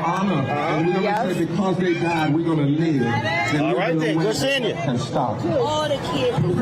How you doing? All good. Where you from? Staten Island, New York. All right then. So y'all got a whole crew from Staten Island. Yes, you do. All right then. Appreciate it. So, as you see, you got a number of course, organizations out here. Like I said, you got SEIU, you got AFL-CIO, you got CWA, you got AFSCME. So you got a number of the folks who are here. And so, as I say, more people are coming here to stand with the poor and low-income workers today. And as I say, their goal is to reach 15 million people across the country. So you need boots on the ground to make that happen. And so that's just critically important to do that. And so unions play a critical role. We are seeing an expansion of union membership across the country because a lot of people now are really focused on, of course, they're focused on bargaining rights. They're focused on being able to collective bargaining. And so all of these things are happening right now. And so that's one of the reasons why they are here. And so we're going to be talking to more of the folks who are out here, chatting with them. So we'll do that. And so let's take it back to actually. So they're doing a transition now on the stage here, and so we're going to, of course, how's it going? How's it going? All good. So we're going to be chatting with more folks in a second here. Hey, how you doing? Hi, sir. I follow you. I appreciate it. I like your input. I'm from New York. Where in New York? Bronx, New York. Okay. SEIU, as you can see. Oh, yeah, no, I couldn't tell. I couldn't tell. I think you need a little bit more SEIU gear. Yes, I do. I love your program. I appreciate it. Yeah. Why was it important for you to be out here? To fight for justice, to fight for a right to vote, for what our ancestors died for, and don't take it for granted, and make sure Trump doesn't get back in office. All right. I appreciate it. Yeah. All right, keep giving hell. Yeah, we will. Then. Take care. Yeah. All right, folks. Elise, let's take it back to the stage, Elise. So first, I'm going to invite Rosia Sayans, the Secretary Treasurer of the Service Employees International Union. Thank you so much. Good morning, everyone. Solidarity is power. Solidarity. We can hear you. Solidarity. So we want to just say how much we appreciate this event today.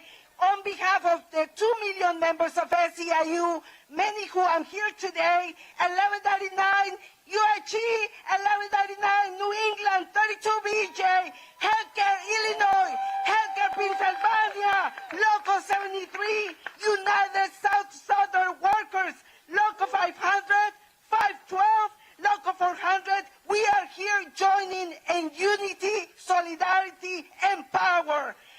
SEIU is happy to partner with Poor People's Campaign and with other groups, and we labor to end poverty wage once and for all. And we together, we're going to march to the polls in November.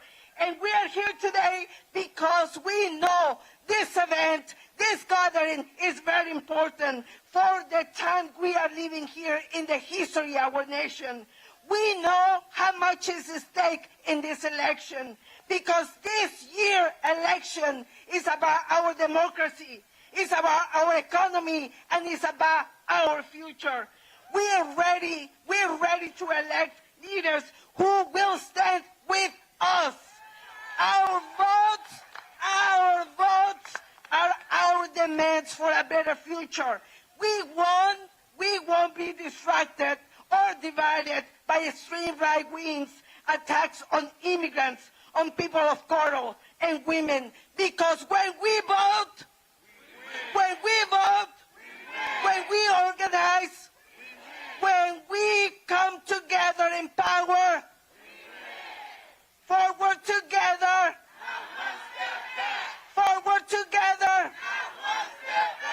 juntos adelante, ni un paso atrás, juntos adelante, ni un paso atrás. I'm pleased to join by Priscilla Hall, airport worker of North Carolina, who's here with me at the stage, and she's active and working, making sure that she's joining all of us in this election. Welcome, Priscilla.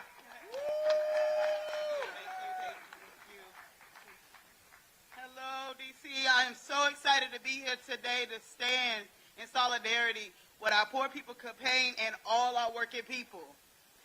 My name is Priscilla. I am a lead cabin cleaner at Charlotte Douglas International Airport. My job is to clean, search, and make the planes completely clean and safety for all our passengers. Most of them fly with American Airlines. Despite being essential air travel, airport service worker like myself, we aren't respected for the work we do, for the struggle we provide for the families, to be safe for our families with our wages. As a single mama, it breaks my heart that I can't provide the life I want for my children. I'm sorry, guys, it makes me emotional even say that. I have to make so many sacrifices just to barely scrape by, paycheck to paycheck, just to keep a roof over my family's head.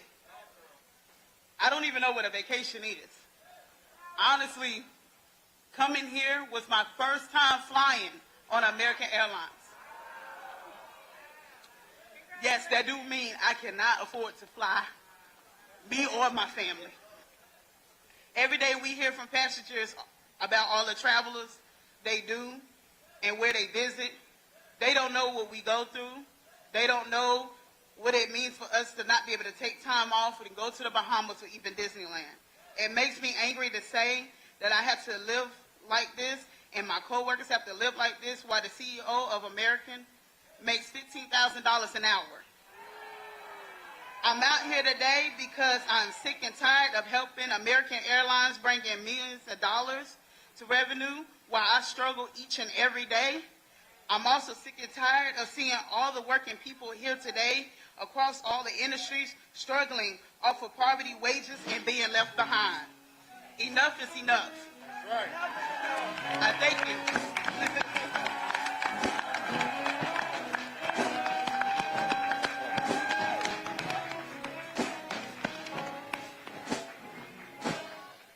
Come on, all the workers, make some noise. Oh, come on, all the workers out here, make some noise. My name is Keith Buller, and I'm the Deputy Director for the Union of Southern Service Workers. We are workers that are coming together all across the South in North Carolina, South Carolina, Georgia, and Alabama to stand up and fight back, because when worker rights are under attack, what do? That's right, that's right. I know all of us are out here just for a moment out here in this heat. But each and every day there are workers that are working in this heat, that are forced to work in this heat without air conditioning, without proper protections from this heat. They're walking into work one way and they're being carried out on a stretcher the other way. All because the negligence of these corporations that's refusing to provide basic needs like a cool place to be at or water. A cool place to be at or water. These are the things that we're providing for us here, so we know that these billion-dollar corporations, they have enough money to do it. Am I right? But the only way that they're going to do it is if we continue to come together, standing up, speaking up, being out there on the strike line, and also being out there on the ballot box. Am I right? Before I came out here, they said the South got something to say, and I want y'all to know that workers are standing in the South on the strike line.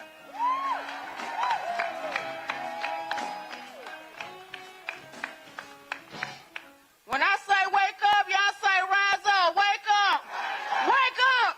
Wake up. All right, my name is Shay Parker. I'm a union leader with USSW out of Columbia, South Carolina. I am a former Waffle House employee of 23 years, current cashier at a gas station, and I am standing here because right before my trip, I actually got carried out on a stretcher due to heat exhaustion. Dizziness, sweating, nauseous, only for my boss to tell me she's been there all day and it was okay. That is not okay, and it's not right, it's not fair. We dealt with heat and safety issues last year at Waffle House. We went on strike. Our demands were not met. This has to stop. If we don't take action as a whole collectively, they're going to keep mistreating us, making their billions of dollars. It is not right. So if y'all are tired, get with a union and get collective. We arm in arm, stand together, fight back. Stop being content with the life that you live. It's not fair. We don't want to be conservative. We want to be comfortable. So y'all get with a union. Get with the organizer. Reach out. So follow us on all social media platforms. Do what you need to do to help us, help all of us make a change. We want to go back to our families just like they go back to their families. We don't want to live in a big house. We just want to live in a house. That's right. That's right, Shay. Now, what everybody says, our brother comes up, I want y'all to look at the diversity, and I want the media to see the diversity that's going to come through the rest of these workers. But at the end of every worker, I want y'all to shout something. We are the swing vote. Can y'all do that? Because, see, they don't think that, but there are 87 million poor and low-wage workers, 30 million that did not vote, infrequent. If just 10, 20% of those vote, in any state, they can change the outcome of that state. Say, we are the swing vote. And we've got power.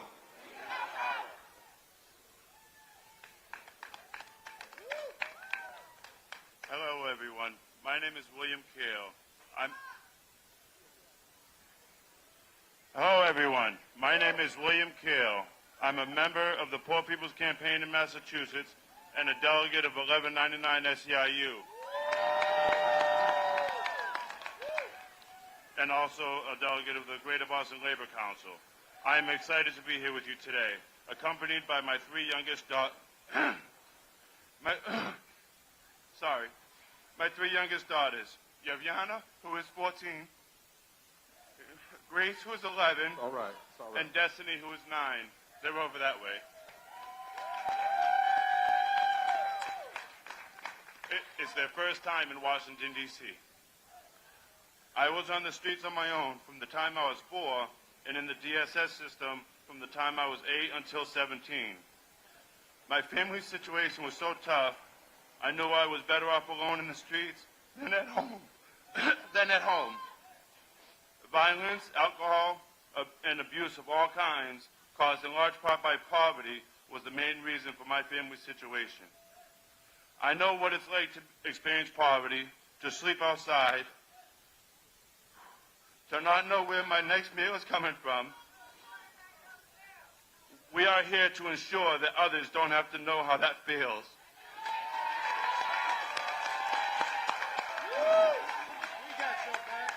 I am determined to do everything in my power to give my beautiful daughters a future where poverty no longer exists.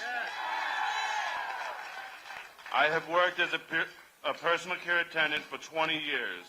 As a PCA, I take care of people with disabilities in the comfort of their own homes so they can stay in their community and be as independent as possible.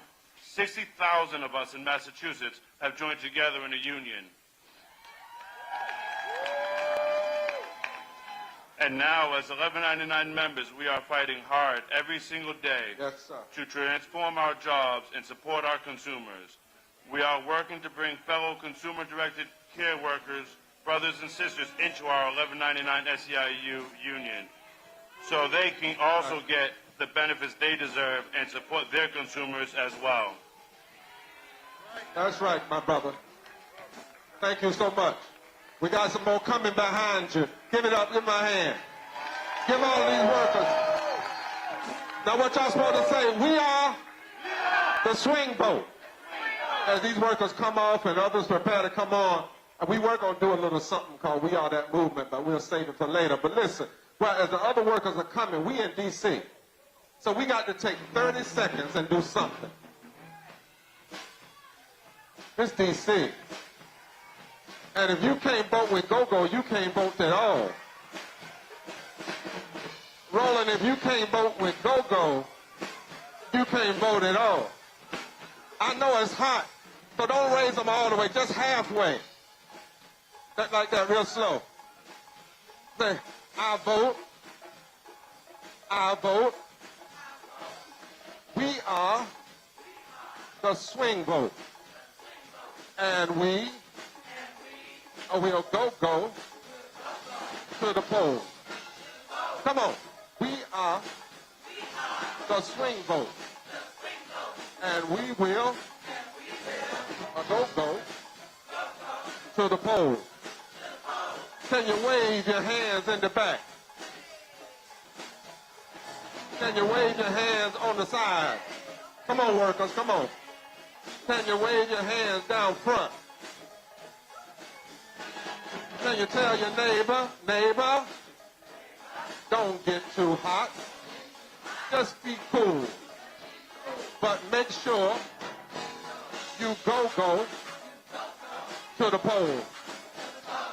Because we are the swing vote. Now y'all know my 91-year-old mama's down here waving her hand.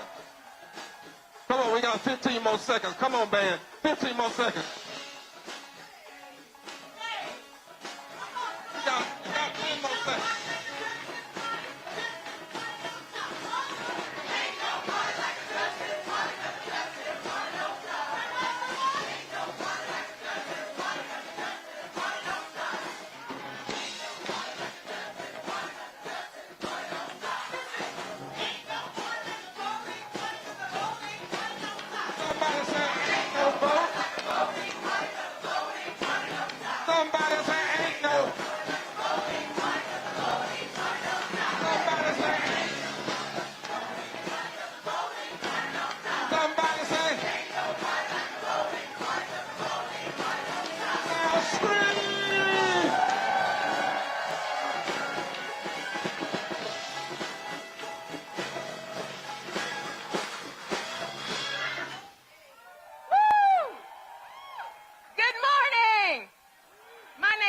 Angie Wells, and I'm the Director of Human Rights and Education for the Communication Workers of America, or CWA.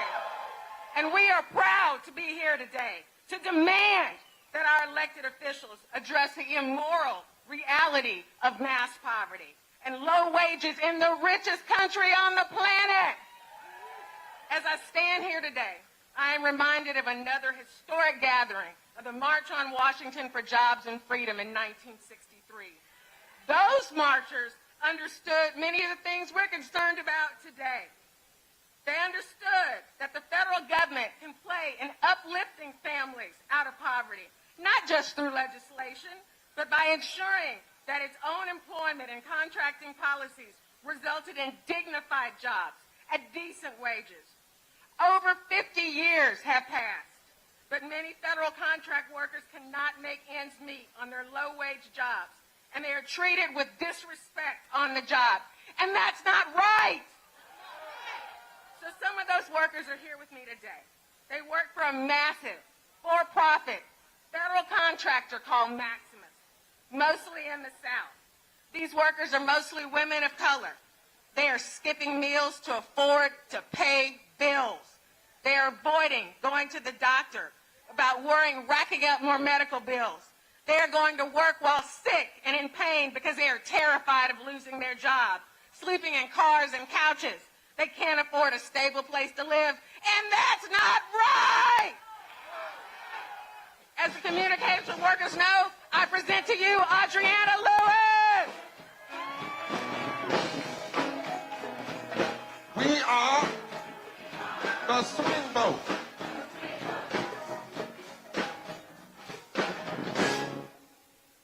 Hello, everyone. My name is Adriana Lewis, and I've worked at the Federal Call Center in Hattiesburg, Mississippi for 3 years now. I handle both the Medicare and the Affordable Care Act marketplace calls. People call me all day long with their health coverage problems, and I'm proud to help them the best that I can, showing them that I care and to get help as I would want for my family members. When I joined my coworkers to demand a living wage and a union for our important work, Maximus responded with a campaign to scare us from using our federal guaranteed rights to organize. One of my supervisors even tried to convince me and my coworkers that asking for a living wage and a union could lead to layoffs and our sites getting shut down. So I have to deal with families calling us as crisis every day or being very disrespectful callers. One has called over 45 times, but I have to stay on the line in order to not be punished. We deal with all this given on low wages and high medical costs that keep us living paycheck to paycheck.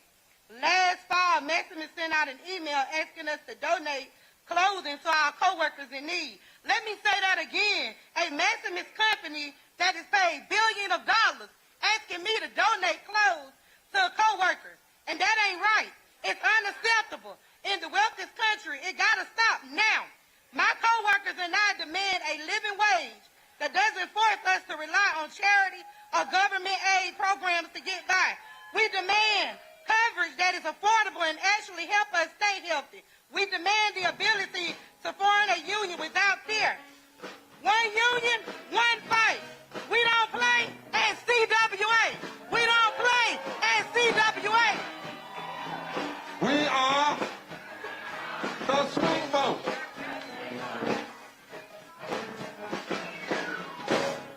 Good morning, good morning. My name is Raymond Jackson. I'm the president business agent of ATU Local 689. We represent the transit workers in this region.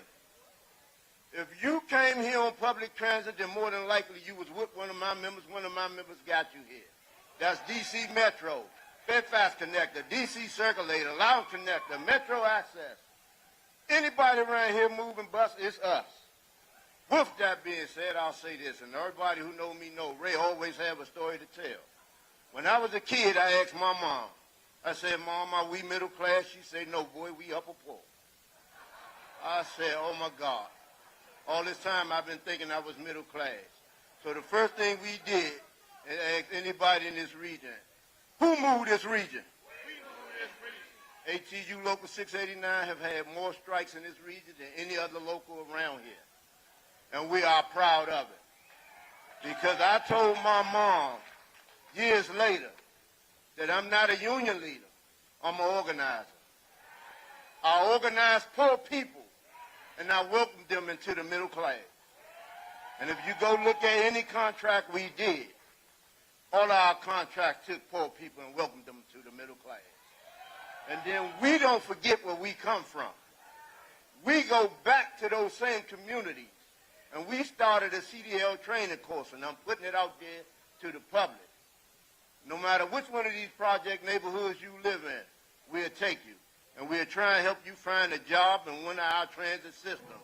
Come on down. Who moved this region?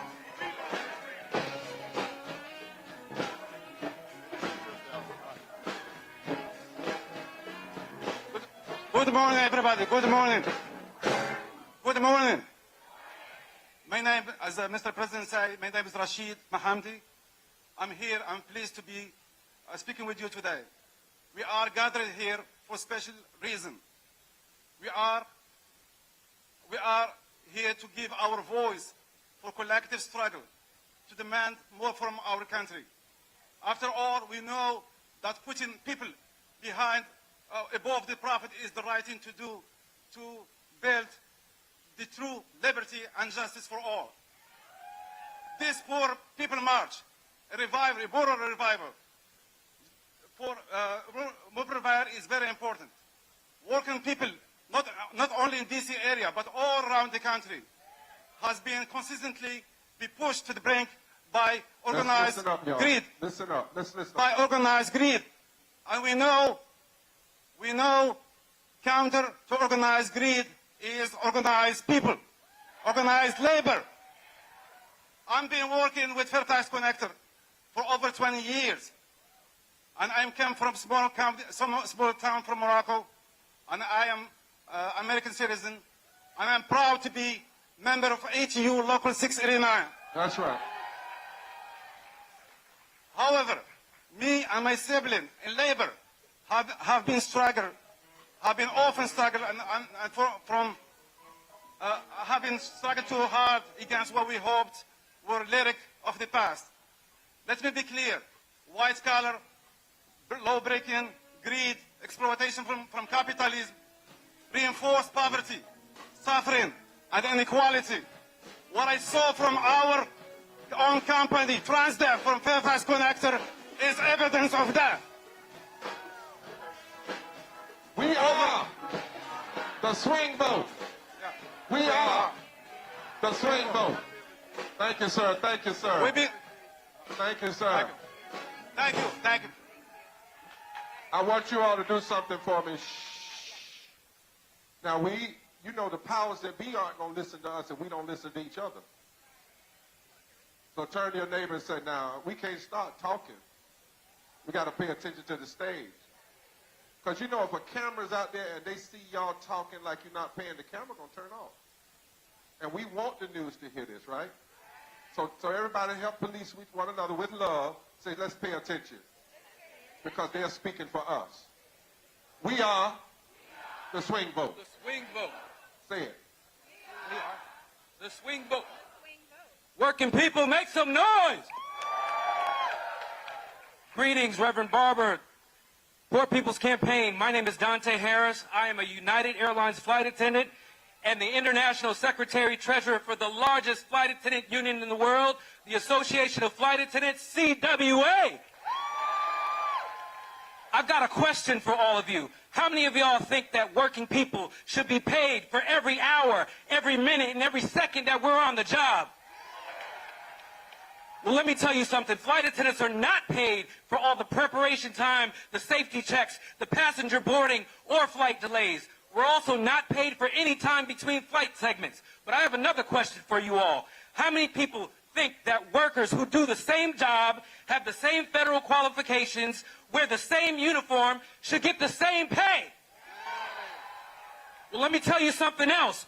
Regional flight attendants who fly routes for carriers such as United Airlines, American, Alaska, Delta Airlines are paid a fraction of the pay that mainline flight attendants get. These regional flight attendants work for companies like Endeavor Air, Horizon Air, Air Wisconsin, Mesa, GoJet, Silver, SkyWest, Piedmont, Envoy, and PSA. Many of you don't recognize these names, and their flight attendants are often in the shadows because United, American, Alaskan, and Delta brands are on the side of those airplanes, and passengers aren't aware of those differences. Well, I'm here to bring them out of the shadows and into the light. When I say same job, you say same pay. Same job. Same job. Same job. I want to introduce you to one of my colleagues, London Lester, a member of AFA-CWA and a flight attendant for PSA, which is a wholly owned subsidiary of American Airlines. London Lester is here to tell her story. We are the swing boat. Hello, everyone. My name is London Lester, and I've been a flight attendant for 17 years, and I am proud to represent 1,500 flight attendants at PSA Airlines, as well as 55,000 flight attendants at 19 other airlines, and the Association of Flight Attendants, CWA. I want to start by thanking the Poor People's Campaign and Reverend Barber for all of your incredible work to uplift our stories. Like every other airline in America, airline corporations have built huge profits on the back of workers. Most of you probably don't recognize my airline, PSA, when you fly. We fly the smaller planes under the American Eagle brand, and we're owned by American Airlines. We wear the same uniforms, we do the same work, but our corporate bosses have created tiers between regional and mainline so that they can pay a huge part of workforce's poverty wages. That's why it's important for us to come together, and why AFA-CW is proud to be a part of the Morale March on Washington at the polls. We can't be silent and we can't be divided. We are stronger together, better together, and together we have the power to create change. Thank you so much. Same job, same job, same job.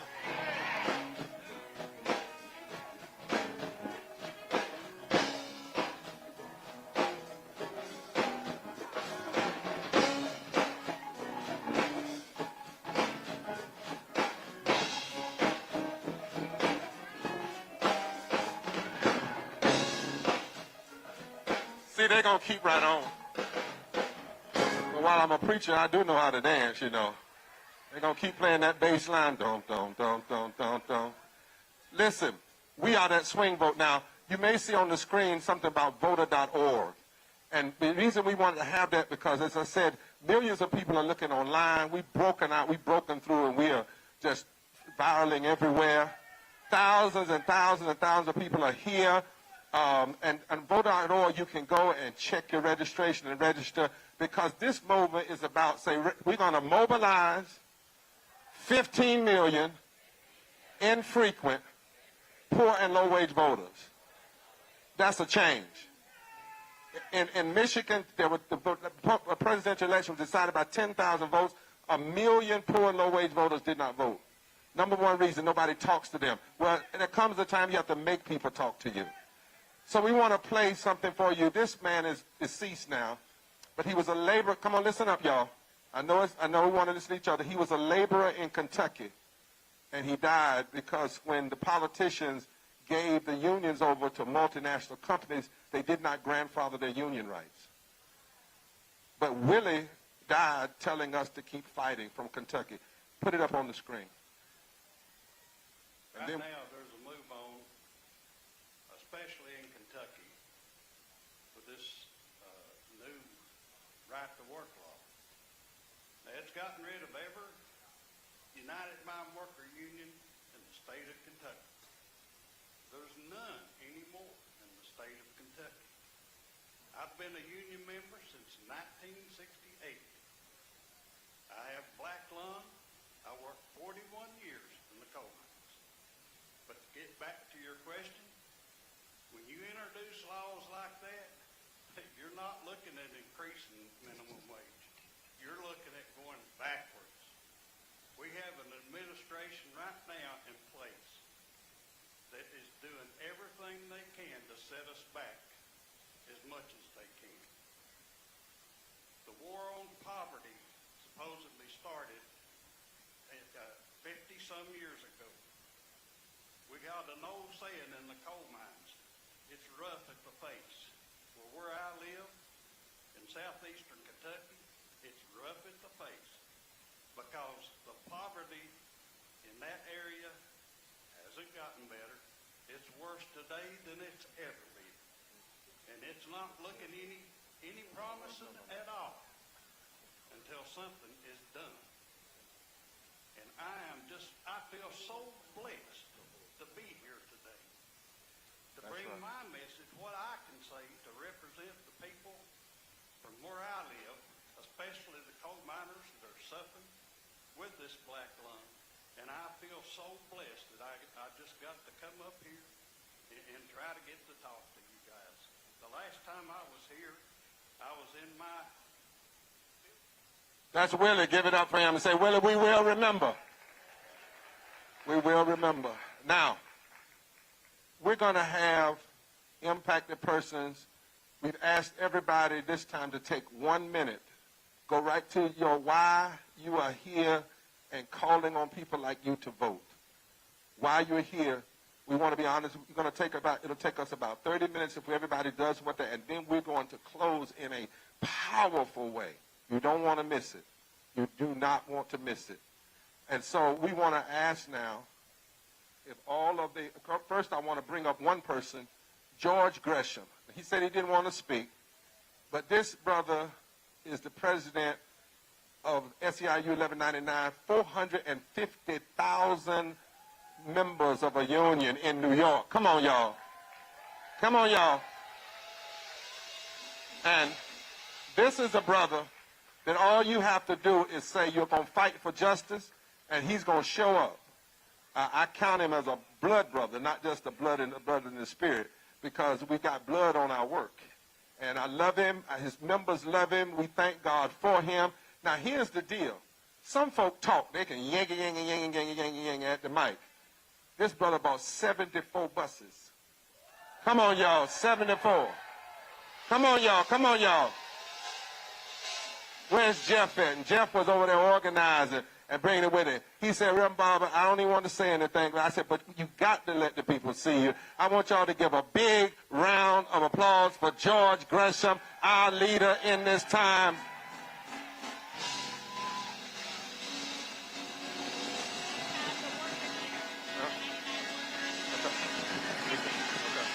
And, yeah, somebody shout, we are that movement. And we are the swing vote. And he brought a worker with him to speak. Is that right? And she's coming right now to the mic. Come on, sister. Come on, give it up for her from the mighty, mighty 1199. Hi,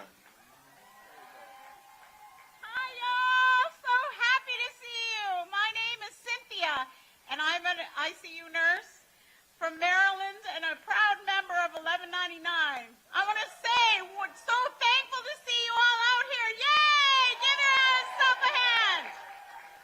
So when I came to America for school in the Midwest, I discovered to my surprise that diversity in the workforce was found in every single medical setting.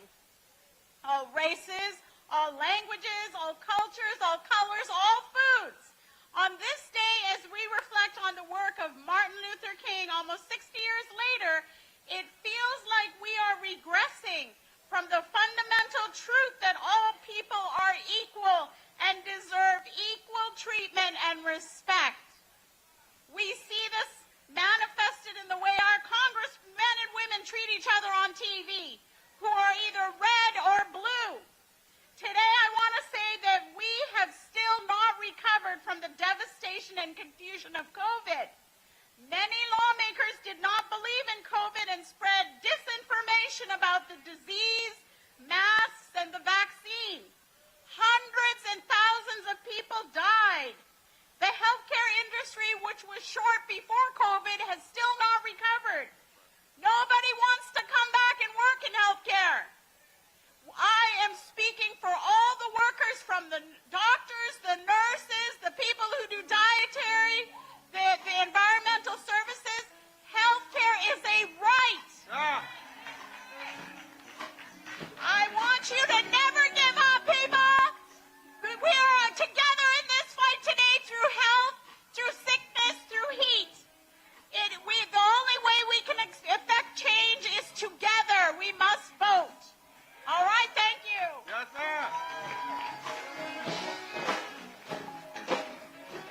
vote. We are that movement. We are the swing vote. We are the swing vote. Now, I misspoke. Each of these persons get 2 minutes. Reverend Liz and some others are coming to introduce them. They're all coming on the stage now. Bring them all up on the stage. These are the last speakers. They are the impacted persons. Their stories come from different places. Some are poor and low wage, and they're going to talk about women's rights. Some are poor and low wage, and they're going to talk about environmental. Some are poor, but what they all know is this. Most folk that are anti-poor are anti-gay, are anti-public education, they are anti-living wages. If they are cynical enough to be together, we got to be smart enough to vote together. Is that right? So bring all the folk up, everybody from each group, bring on up. Reverend Liz is going to introduce this first group. They're going to come, then the next group's going to come, next group, and then we have a powerful, don't you leave, because we came to do work today. So indeed, we have some powerful impacted speakers, and the first one, and then everyone's going to introduce themselves, is Base from the Apache Stronghold.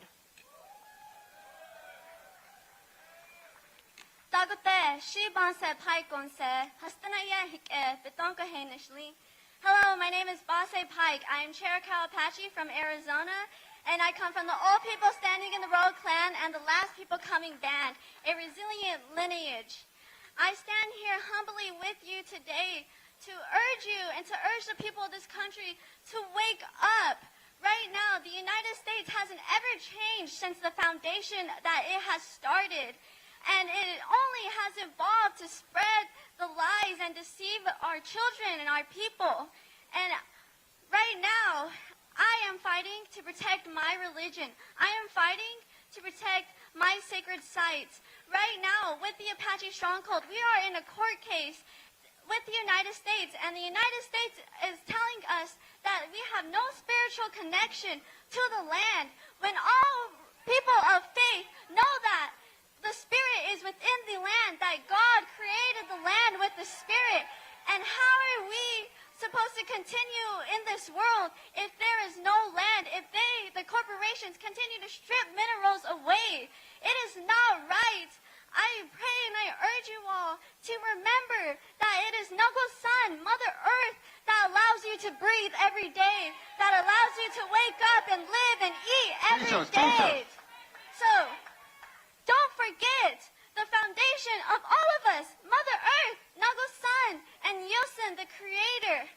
Thank you, and Ahiya Shon, I pray that when you go to those ballots, that you make a moral decision and our leaders make a moral decision. Ahiya Shon. Yeah! We are the swing vote. My name is Wayne, and I'm from Wisconsin, and my story starts by saying I had a medical year in 2009, and by stating our healthcare system is broken, the most expensive in the world, does not provide world-class care, thus denying a basic human right to millions of poor and low-income workers, among others. I was insured but could not access health care because of deductibles for 10 years. By 2009, I could not walk without a bad limp. I had a growth on the back of my neck the size of a 12-inch softball. I felt and looked like the hunchback of Notre Dame, outcast from society. In January 2009, I fell on black ice due to lack of mobility. I had surgery to fix my broken bone near the ankle, rotator cuff surgery. In March, the church luckily had insurance to cover my deductible, so I followed through with hip surgery in July. The insurance company paid for 3 surgeries instead of one I originally needed, thus driving up the cost of health care for everyone. Poverty is the fourth leading cause of death in the richest country of the world. I personally knew 2 people who died because they were denied their human right to health care. Sadly, these cases are the norm and not the outlier. I am here today to say that we already would have had a solution if state and national elected leaders did not have access to health care greater than the least of whom they serve. We demand universal health care. Prior to joining the Poor People's Campaign, I had lost hope of ever seeing change that would protect the future of my 9-year-old granddaughter who is with me today and the suffering of all people who lack affordable access to health care. I learned by joining PPC that we have the power to change the system together. We just need to exercise the power by voting.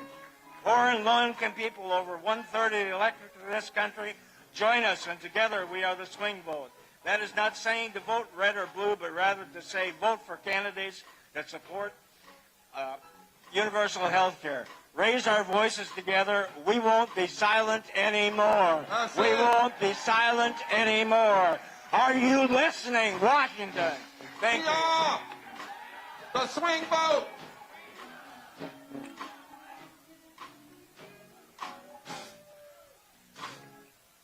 Good afternoon. My name is Darlene Foreman. I'm from Philadelphia. I lived for 29 years and with 70 households in University City townhomes. Many of the other residents was there longer than me. I had the opportunity to raise 3 children who are all grown and doing well. This was our home. There were women, children, elderly, disabled, and bedridden residents on this property.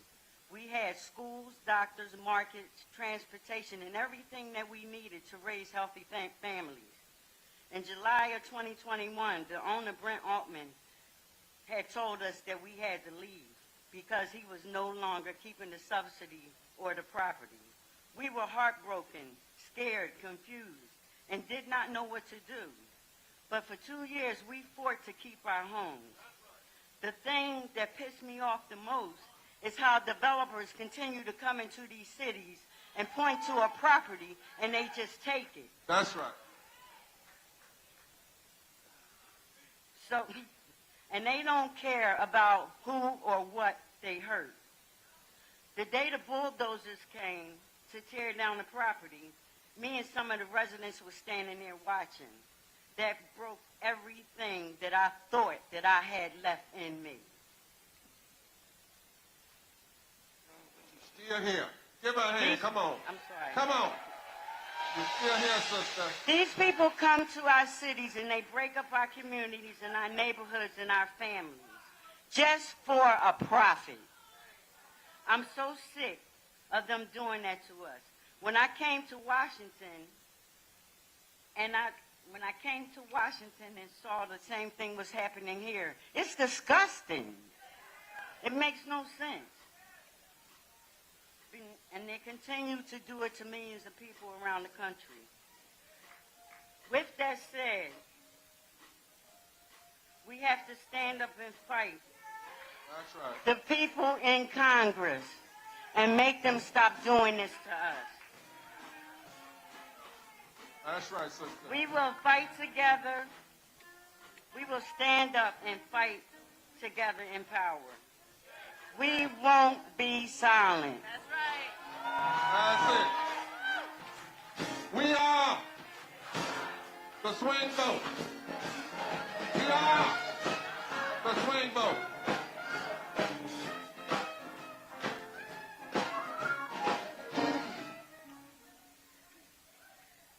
Hi, my name is Mindy, and I have worked at McDonald's for 21 years. In that time, I have witnessed and experienced countless examples of how deeply low-wage workers are impacted by a system that beats us down and leaves us behind. I have worked with people living in the homeless shelter and one who is living in a tent behind Walmart. We work hard while being judged for our situations and being told to work harder. Our hours are cut, and at the same time, we are being asked to work up to 4 positions at once, hearing from customers and society that the problem is nobody wants to work anymore. This past year, I witnessed a coworker lose their housing because a mistake delayed their paycheck. Pay is so low and housing costs are so high that someone can become homeless because they missed 1 week's pay. That's it. That's it. Now I want you to imagine you are the sole caregiver of a parent who is almost completely bedridden. You work, pay the bills, and hold things together as best you can. After countless trips to the ER and being told countless times there is nothing wrong, when somebody finally listens to you, you find out that your parent has stage 4 cancer and that it had shown up on a scan 5 years ago. But because that wasn't why you brought them to the doctor didn't mention it because they're on main care. Your parent has just been given a death sentence by a broken and inaccessible healthcare system. This, my friends, is a true story. And it is these stories, the stories of people who show up at 4 a.m. so that you can have your morning coffee, who are told their job is for teenagers and that they deserve their low wages and lack of benefits, that brought me here today. We deserve better, and we have the power to fight. That's for right. better. Thank you. Now listen, y'all, as she says that everything they're talking about can be changed through policy. And every policy can be changed by who you put in office. So from the back, all the way in the back to here, say, we are the swing vote.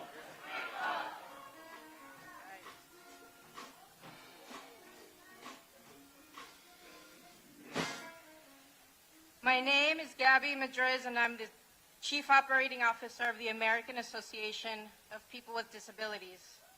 I am also a proud queer, Latinx, immigrant, formerly undocumented, disabled woman.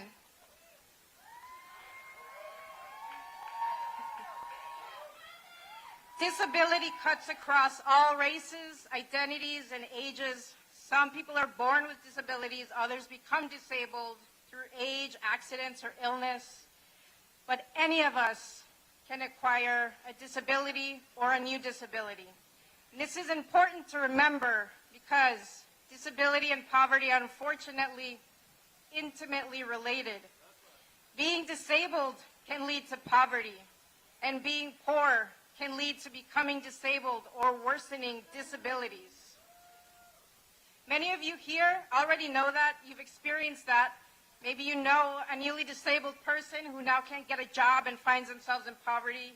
Or you know a disabled child who's developed anxiety and depression because they can't access accommodations in their classrooms. Our current systems are failing people like us. And I need you to repeat after me. We demand better. We demand better. In the U.S., disabled people are twice as likely as non-disabled people to live in poverty, and far more likely not to be able to afford food and rent. And black disabled people and disabled people of color face even higher barriers due to systemic racism. We demand better. Disabled people should not be an afterthought. We need to center our fights for justice around them. That's right. Seeing you all here brings me hope, and I'm going to bring on a colleague, an intern for AAPD, who is a remarkable young woman who mentors young people who are also disabled to tell her story. Thank you. Give it up. We are the swing vote. Hi, I'm Emily and want to share my story. I'm proud from Miami, Florida. In high school, I remember being stuck in class. I didn't want to be there and just really ready to leave. I kept thinking and telling myself, why am I one of those students that can't pass the Florida Standard Assessment exam? Why is it like that? Why does it feel like this exam defines my future and to have a career in this life? I was frustrated, angry, and of course disappointed in myself. But that's how the system was created. I remember I was called to a regular schedule for the individualized education program, regular meeting with my family and teacher. I'm tired of going through the same cycle. As I entered the meeting, in front of me was my mom, my math teacher, and my special education teacher. 5 minutes into that conversation, my math teacher looked at me in the eyes and said, "Emily, you're a great student. I know you have done enough. But I believe this is the time for you to drop out or leave the International Baccalaureate program. You know, to reduce your stress and prevent your epilepsy." And there were people that were there that agreed. My hands were jittery. I was mad. I was mad at the world. Why is this happening to me? Why does I feel like the world is falling apart? But the public education system and the people around us they don't believe in us. My child wanted to give myself a hug. I wanted support. I wanted to be loved and say that we could go further. I want a world where disabled people of color can receive accommodations and have a support system. Anytime and anywhere. A world that believes in us. This is why I am here today.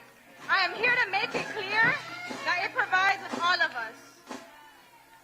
Together, our actions, faith, and trust will take us anywhere, and this is why we demand our candidates and our elected officials to support us here and every day. That's right, that's right. Come on, we are that swing vote. This guy will take a seat while they're taking a seat. Give them a big hand.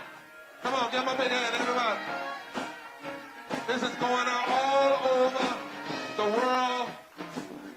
This is the basis for us mobilizing how many? 15 what? Say 15 million. Poor, low-wage, infrequent voter. So we have power.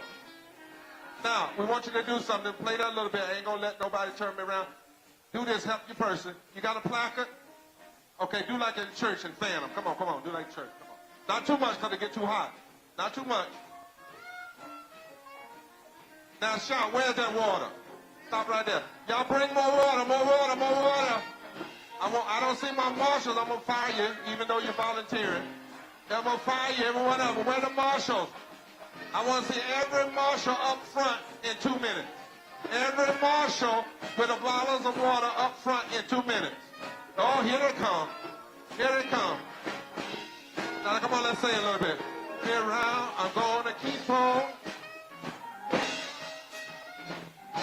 If you sing, you get cooler while they're coming. Come on, worker. Nobody. Well, you know. Gotta let. Gotta keep on.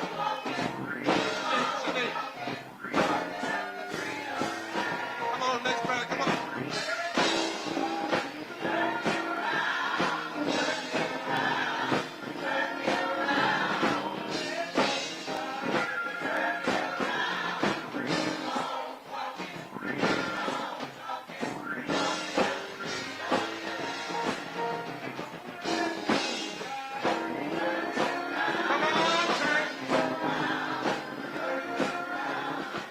Black Shirt Network. We're live here in Washington, D.C. at the Poor People's Campaign Mass Assembly.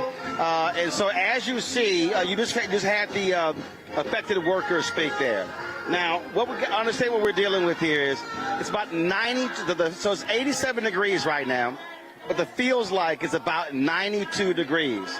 And so it's very warm. It's very warm out here. And so that's one of the reasons why you see behind me, you give me a crowd shot behind me, Elise. So if you give me a crowd shot behind me, that's one of the reasons why when you see the folks behind me, it looks sparse. But what's happening is there are people who are all over. Elise, give me a crowd shot, please.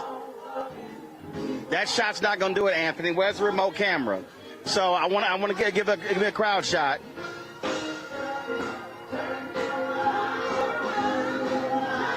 So, yeah, there we go. So what you see is, folks, so you see people dispersed all along the streets down here. Go back to the crowd shot, please. So just so you understand, there are thousands of people here at the march, but you don't necessarily see that with the people who are down here, because you see folks who are down all down Constitution Avenue under the trees, because it's a very, very warm day. And so you just heard Reverend Barber calling for the marshals to bring water down here. That's one of the reasons why they are doing that. And so they're trying to keep people cool, trying to keep people straight. And so that's one of the things that you see is happening right now. So take a seat right there. I want to do a quick interview right here, folks. We've been talking to people all day. Joining us right now, Dr. Wendell Nosey Sr. is the founder and leader of Apache Stronghold. Winsler, glad to have you here.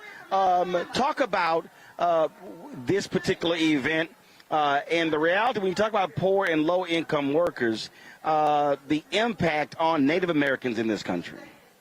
Well, I think, like I said earlier today, it's really critical that how we're all coming together on this issue.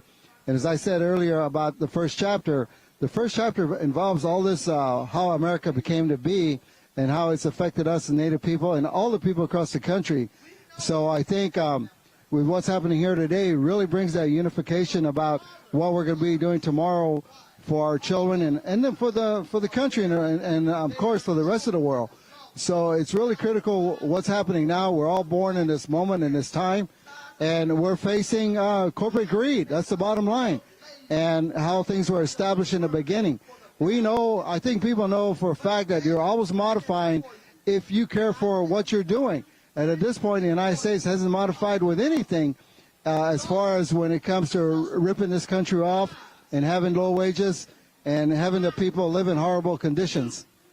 But one of the things that a lot of people are not aware of is the reality of voter suppression that impacts Native Americans. We've seen this in states, putting voting locations long distance away. So the folks who don't understand, explain to them how Native Americans have been impacted by some of the same issues that have impacted African Americans and people in southern states. Oh, yeah. Well, one of the things that I find that the common person don't understand about Native Americans is that they put us on reservations and making it hard for us to cast our votes. And then when they make all these changes, our boundary lines, then the information hardly gets to the reservation and then it really favors those who are in power. So what's critical here is that the people pay attention to what they're doing on reservations, because we do carry a swing vote as well too. Like for instance, in Arizona, in the metropolitan areas, if the election is close, then it goes to the rural areas where Native people are at. And so it's important that we are also involved in this conversation. In Arizona, but also Georgia. Oh, yes, it's everywhere. And because when elections are close, we play an important part as well. So in terms of this year, one of the things that Reverend Barbecue was talking about is mobilizing and organizing. And so what is actually happening among Native Americans across the country? How are you getting them to understand how critical this election is and why they must maximize their voting numbers? Well, for one, it's like, again, how the Poor People's Campaign is organized in the state. So now there's forming a relationship. And in that relationship is building the understanding how critical things are when it comes to voting. And so I think how people organize and continue to organize is critical. Because with reservations, the United States has kept us locked up with less information that we can receive. So being that most of the times, we're Democrats, and so if it keeps those votes away, then it does make a big difference. So I think what's happening now and how everybody's discussing and working on the issue is they need to continue to come to reservations and work with our people as well, too. All right, Winslow, we certainly appreciate it. Keep up the good work. Thank you very much. Thanks a bunch. Thank you. All right, folks, we're going to go back to the main stage here at the Poor People's Campaign Mass Assembly in the nation's capital, where you see other signs there. We are swing votes. Relations, indigenous and young relations, for a healthy plan in life for us all. Thank you. So thank you for this time to speak. Thank you. We are the swing vote. Step up. Who's next? Come on.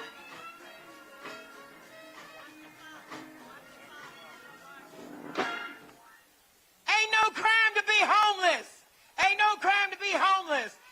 is Tana Fogel, lead organizer for Kentuckians for the Commonwealth. To God be the glory. Can't do nothing without him. I know you're hot. I know you're tired. But if you do not register to vote, and if you don't go to vote, then this is for nothing. Because I just heard we are the swing vote. Can I hear it? We are the swing vote. We are the swing vote. Kentucky is ready to rise. We have traveled 9.5 hours on a bus. Forward Justice, Street Voice Council, Vocal, Kentuckians for the Commonwealth to stand in solidarity. Nothing is more important than the vote. So I want you to put your hands, just dig down, just for a little bit longer, and shout and scream. But it goes to deaf ear if you do not get out and vote. How many people out there is not registered to vote? Be honest. We'll register you today. Get out and vote. Stand for justice. Ain't no crime to be homeless. Ain't no crime to be homeless. Ain't no crime to be homeless. Ain't no crime to be homeless. Ain't no crime to be homeless. Thank you. We are the swing vote.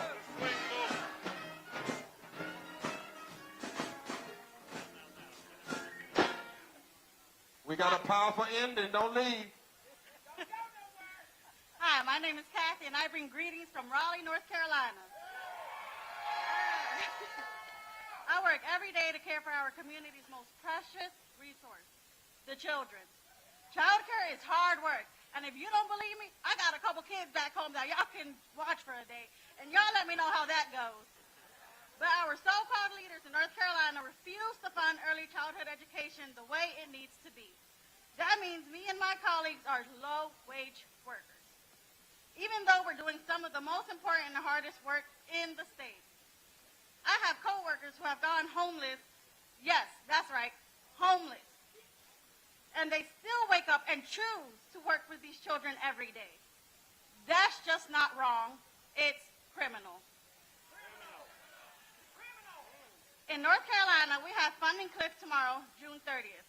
If the state does not fund early childhood education, then 3 of 10 daycares are at risk of shutting down.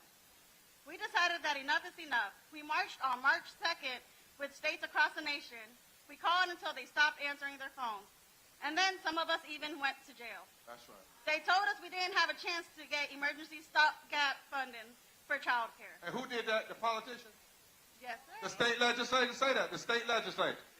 And how did they get there? And how can they leave there? All right. But I'm here to let you know that as of yesterday, the NC General Assembly was shamed into emergency stopgap funding that will keep hundreds of daycare open for thousands of children. Yeah. When we fight together, we can win, even in places like North Carolina General Assembly. When we come together, we can turn this nation upside down. Forward together. Now, somebody shout, we are the swing vote. Now, brothers and sisters, they don't want us to believe this because they've been telling us so long that there wasn't but 37 million poor folk. You're not poor if you make $13,000 a year. All these lies, we are destroying them. There are 140 million of us. And there are 87 million of us who have votes. And 30 million didn't vote. And just 20% of that can change things. Say, we are the swing vote.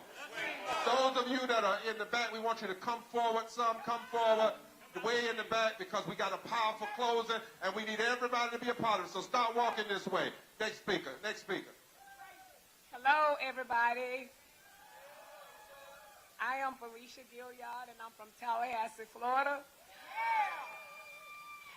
I come to you all today. I lost my granddaughter due to gun violence.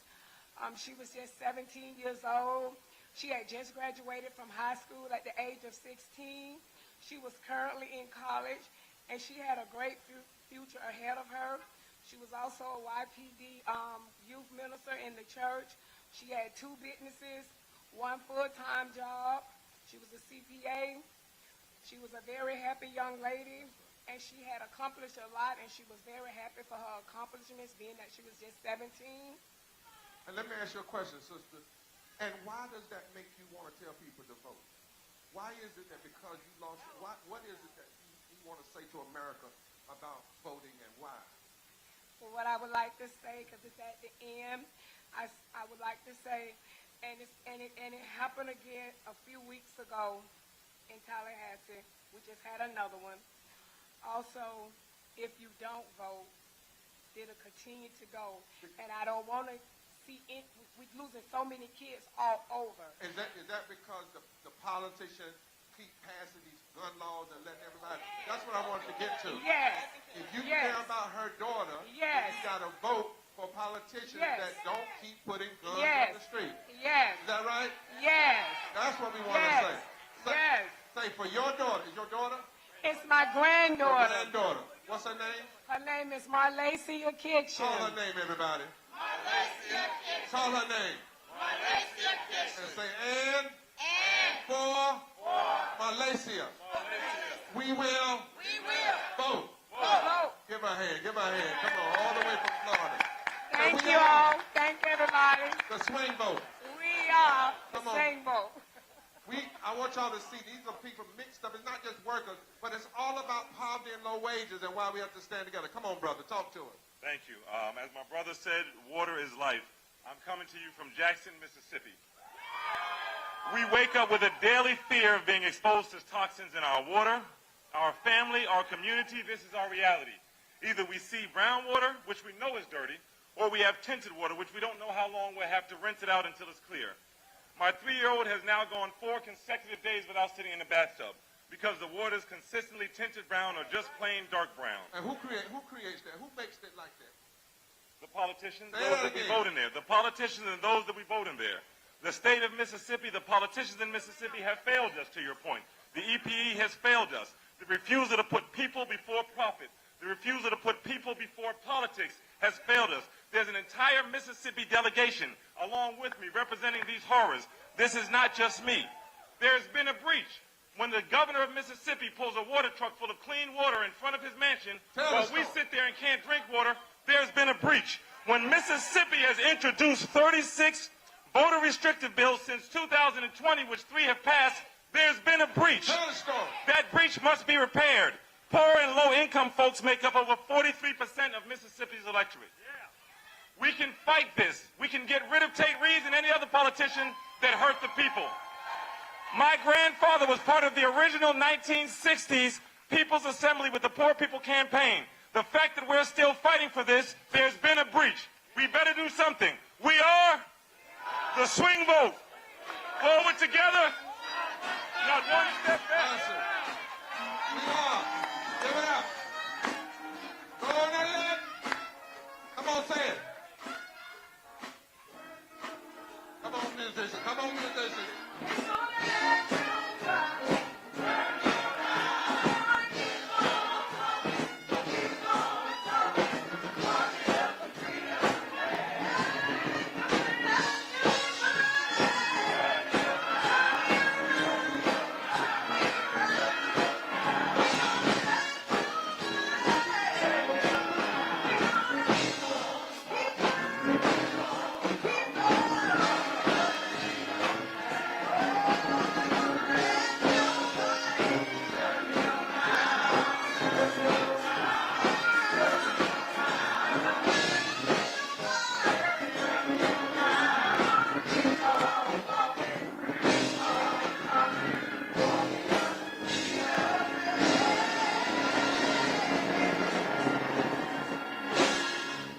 That's right, that's these right. Are the bosses. These are our final bosses. They represent that 140 million. Those of you that are in the back, start making your way. I know some of you on the tent. We want to be together for this powerful closing. Make your way, make your way. Don't have another rally, have one rally. Say one rally. One rally. Say one band. One band. One sound. One sound. One band. One band. One sound. One sound. All right, Mayors and Cliff. All right, good afternoon, y'all. My name's Clinton Wright, and I'm a senior justice organizer with Repairs of the Breach and the Poor People's Campaign. My name is Madison Ashley, and I'm also a senior national social justice organizer with Repairs of the Breach and the Poor People's Campaign. And we have a powerful group of impacted testifiers for y'all this afternoon. We're excited to introduce folks from Maryland and Texas and Virginia, Michigan, Washington, D.C., Mississippi, Ohio. That's right. Followed by testifiers from Louisiana, Washington State, Massachusetts, Illinois, and West Virginia. Let's give it up, y'all.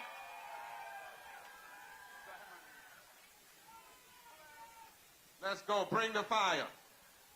Talk to America today. Starting with my sister right here. We need this mic on. We need this mic right here.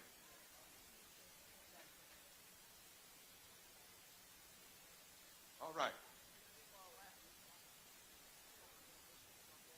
Thank you. Now what's that goes? Okay. Hello, my name is Marlene Henler. I have lived in Maryland my whole life and have lived in Howard County for 21 years. I developed cerebral palsy at a 2-month-old premature baby with an umbilical cord tied around my neck.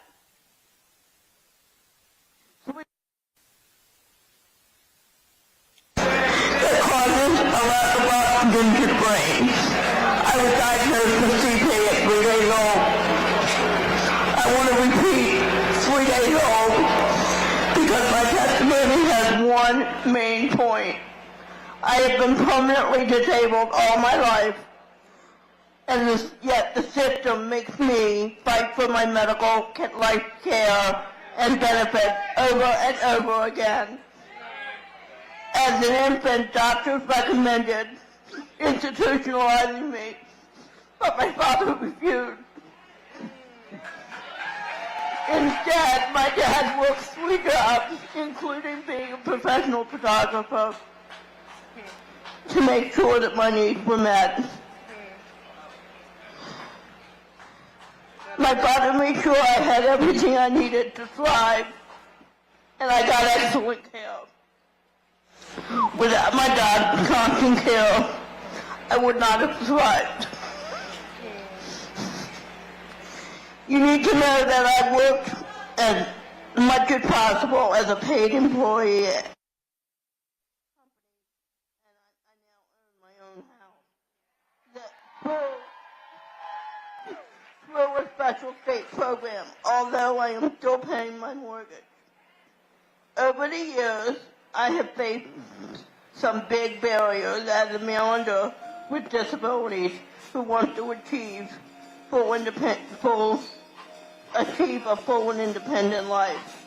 As an adult, if you can imagine it, I've had to prove that I am disabled.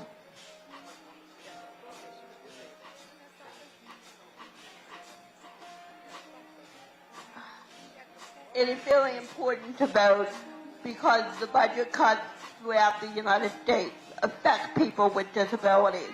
We have to make sure they do not cut the program for people with disabilities. Because it costs more for them to live in institutions than live home than to live in the community.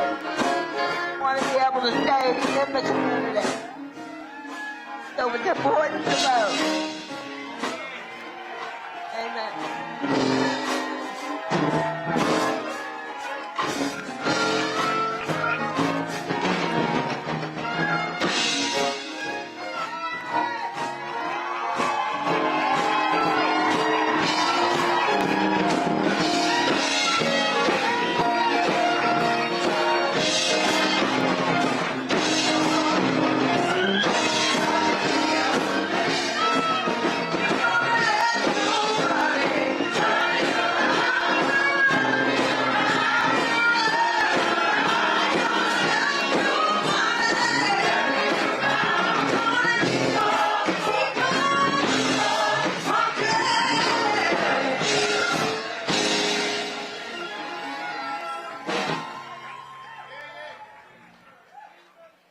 Crystal Mason. I'm from Fort Worth, Texas. I was sentenced to 5 years for illegally voting for filling out a provisional ballot that never counted. August 2016, I completed my federal time for a tax charge, and I was on something called supervised release. February 2017, Tarrant County indicted me for illegally voting. September 2018, I was sent back to federal prison for 10 months for violating my supervised condition. March 2024, I was acquitted for all charges. I've been out on the appeal bond for 6 years, fighting to stay free. April 2024, the DA has filed to reverse my acquittal. I started an organization, Crystal Mason, to fight against voter suppression, to educate and to bring awareness of what happened to me. Don't let my story discourage you, but encourage you to go vote. Remember, everyone that was on my case, they're elected officials. The judge, the DA, the prosecutor. Say that one more time, Crystal. Everyone in my case are elected officials. The judge, the DA, they're all elected officials. In the late Martin Luther King voice, an injustice anywhere is a threat to justice everywhere. Wow, give it up for Crystal fighting. And somebody shout, we will fight. Because we are the swing vote. The swing vote. Hi, my name is Nikki Lynn Lee, but my friends call me Nitch. I am part of an Appalachian contingent of the Poor People's Campaign living on ancestral lands of the Monacan Indian Nation, currently called Stanton, Virginia. My story is not one of great renown. It is much like the millions of other stories told by poor peoples and low-wage workers across this nation. I have spent years being hospitalized, housebound, or bedridden due to my disability, and although I was able to purchase a home in 2007, I am now facing homelessness. I have struggled to afford the most basic of human needs, but by the good graces and generosity of my community who saw in me a life worth living. But it hasn't always seemed that way to me, a life worth living, that is. You see, my problems are not just my own, albeit I shoulder them as best as I can. They are not a mere individual moral failing on my part, because let me tell you, the neurotic negative in my head, which is all the voices that have ever said to me in no less words that I am a burden unworthy of consideration, well, if nothing else, it keeps me striving and trying to be better, to do better, to live better. But how does a girl who has felt nothing but rejection grow into a woman of status and perfection under generations of obligations to systemic oppression? If my problems are socially driven, then my suffering is not my own either, because unfortunately it is universally felt by those of us who have nearly lost hope for reconciliation, much less reparations, for the harms and grievances heaped upon poor and low-wage workers for countless generations. So I'm here today to be your beacon of hope. In a world that runs wild with greed and conceit, I want to remind you, my class 10, my saddest friends, go vote!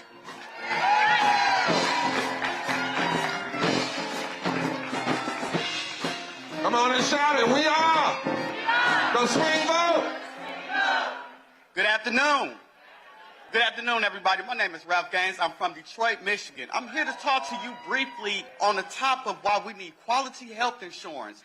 As a person from Detroit, I suffer with mental health, along with other medical problems, and I find myself questioning, should I go to this mental appointment or should I pay for my meds? With quality insurance, we'll be able to take care of all of that. Medicare is something we need, not a want. I encourage you all to get out and vote, and let's be the change. If you're going through mental problems, seek help, because we all need someone to talk to. Thank you guys for coming. Say, we are the swing vote. We have not lost our fight. Hi, my name is Angie Whitehurst. I identify myself as an American woman, black, female, U.S. citizen, and a native Washingtonian. I do not have a governor, a senator, a congressperson. I have no vote in the national system. I live on the edge of becoming chronically homeless again from not having living wage, trust fund, or a 20-year retirement package. Healthcare changes from year to year, and so does the money need.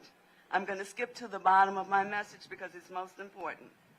A beautiful document that I cannot access, even legally, because I am a resident of a territory that gives no access, no power, no authority of enforced checks and balances. You see, I am old, reconstructed Jim Crow, and the current high-tech Uncle Artificially Intelligent Crow. I am just one person. It takes a nation of individuals and communities and states to advocate statehood for the territory of the District of Columbia. One more. I live in a U.S. territory, and I am asking all of you to stand with me and the residents who live in this city to have statehood, a promise guaranteed by the U.S. Constitution. I need your voices, advocacy, and your votes. Take one step forward. Forward together. We are the swing vote. The swing vote.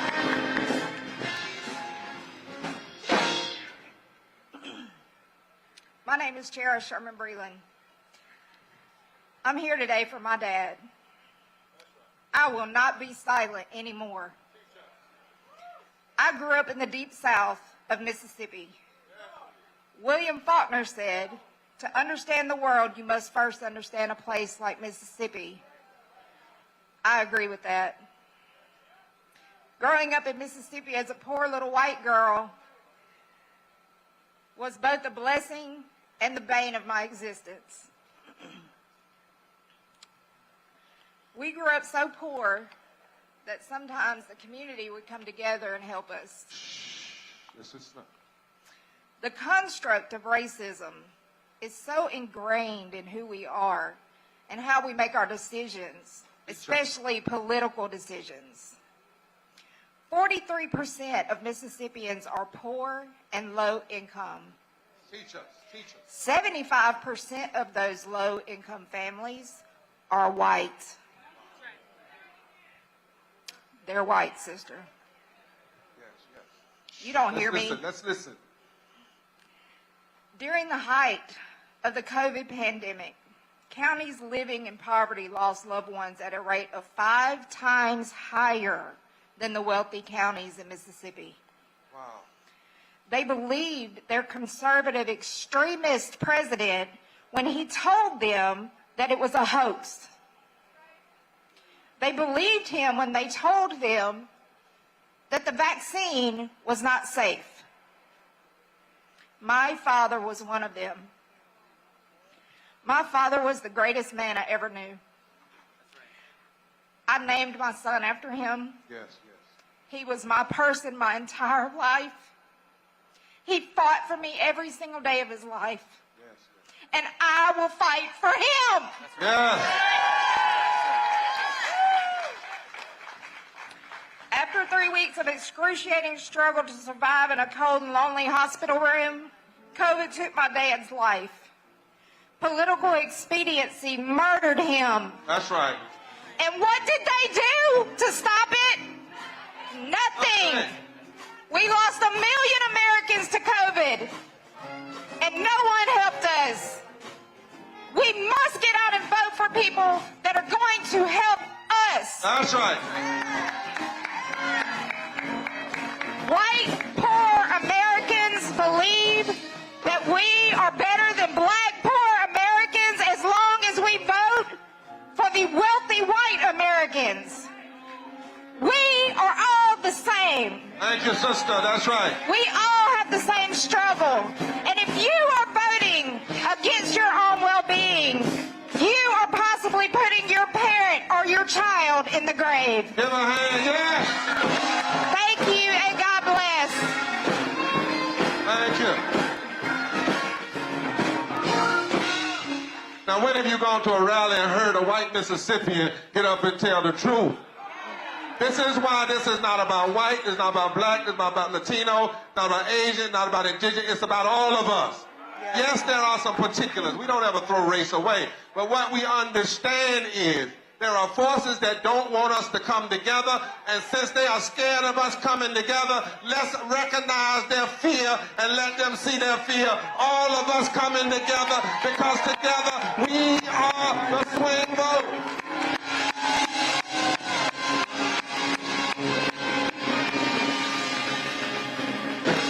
Come on, y'all, begin to make your way up closer. We're almost there.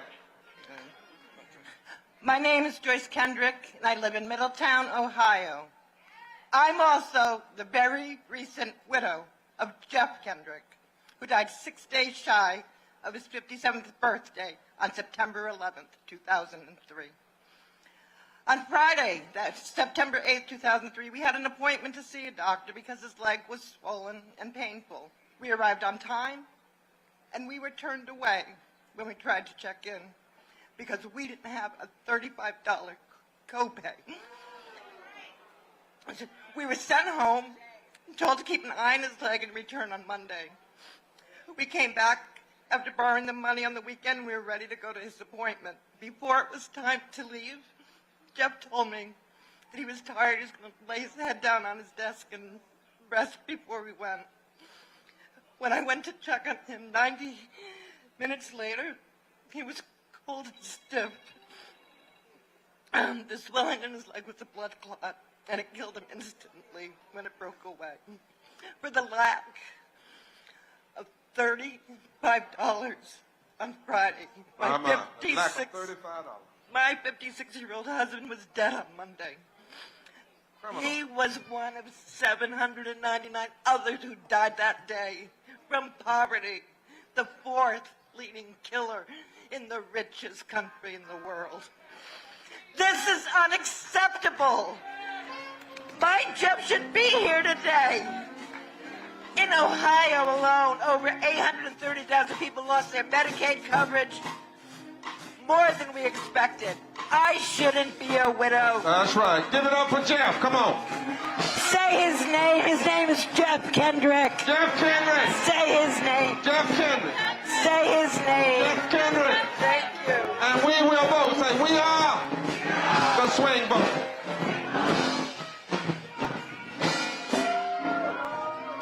Good afternoon. My name is Sharon Cayette Levine. I'm from St. James, Louisiana. I'm the director of a faith-based organization called Rise St. James, Louisiana, and we are fighting for our life. Our water is polluted. Our air is polluted. Our politicians are in the pocket of industry. Industry runs everything in Cancer Alley. And we formed this organization to stop a $9.4 billion Formosa plastic plant from coming into St. James Parish, 2 miles from our home. We have been fighting since 2018. We did the Jericho March. We prayed. We did everything we could think of. That plant is not here. That's the power of prayer. Whenever you pray, you have to take God with you. That's what we did from the beginning. We have another plant that's trying to come in. It's called GG Fuse. He says it's going to be clean. No, if you have to get an air permit, you are not clean. We don't want any more in St. James. We have 12 industries within a 10-mile radius. We have over 100 storage tanks, all storage tanks within the 10-mile radius. No other area in my parish has storage tanks but us. We live in that 10-mile radius. We live in the heart of Cancer Alley. My people are dying. Melvin found out that he has stage 2 colon cancer.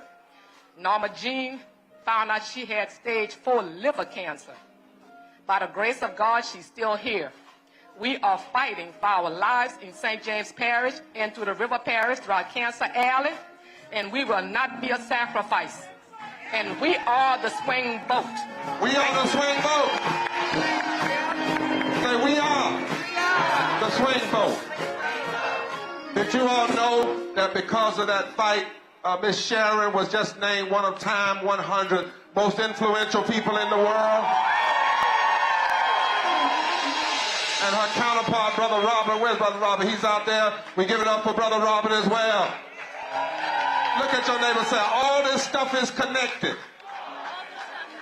Say, if all the mean folk are connected, then all the good folk and the loving folk and the justice folk, we ought to get together because we are the swing vote and we've got power. Hello, I'm a proud Korean American immigrant from Washington State. My parents and I and my siblings immigrated to the United States with the promise of the American dream. We were told that if we are the model minority, the American dream will be possible for us. But now I have come to see that as a myth. It's a myth because currently in the United States, poverty is the fourth leading cause of death. It is higher than homicide, gun violence, drug overdose, suicide, and diabetes. As a healthcare worker, I have seen the burnout and moral distress of our healthcare team as I work within a system where people with mental health challenges and physical illnesses do not get adequate and humane care.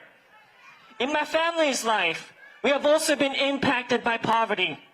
My father is 66 years old with a meniscus tear on his right knee. My mother has chronic pain all over her body, but they continue to work till exhaustion. My grandmother, who recently immigrated here to the United States, do not have access to health care because she does not qualify for Medicare. Even for myself, I cannot afford to live on my own because of the high cost of living. But I will still have hope. I will not be silent because I believe that if we come together, we will make a difference because our votes matter. Because we are the swing votes. We are the swing votes. We are the swing Forward votes. together. Not one step back.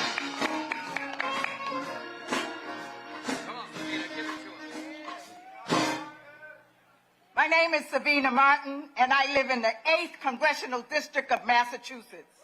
And I am a United States Army veteran, and I want to share how I was impacted by veteran homelessness many years ago. And today, thousands of homeless veterans are fighting for VA benefits. They're fighting for housing, navigating a complex system while sick, suffering, trying to survive the war waged against the poor. But you know what? We are the swing vote. Yesterday, the U.S. Supreme Court decision in Johnson versus Grants passed permits cities to criminalize homelessness by enforcing bans on sleeping outside when no shelter is available, denying homeless protection from the cruel and unusual punishment. How can sleeping while homeless be against the law? If you sleep, you get arrested. This system depends on us to fight for their wars, but we can't depend on them to guarantee higher wages, housing, and health care, and they allocate trillions of dollars to war weapons in a system that criminalizes the poor. We're going back to our communities, and we're organizing every homeless veteran in our state, across this country, and we're uniting. You know why? Because we are the swing vote. We are a new and unsettling force, forward together and not one step back. Forward together, not one step back. We are the swing vote.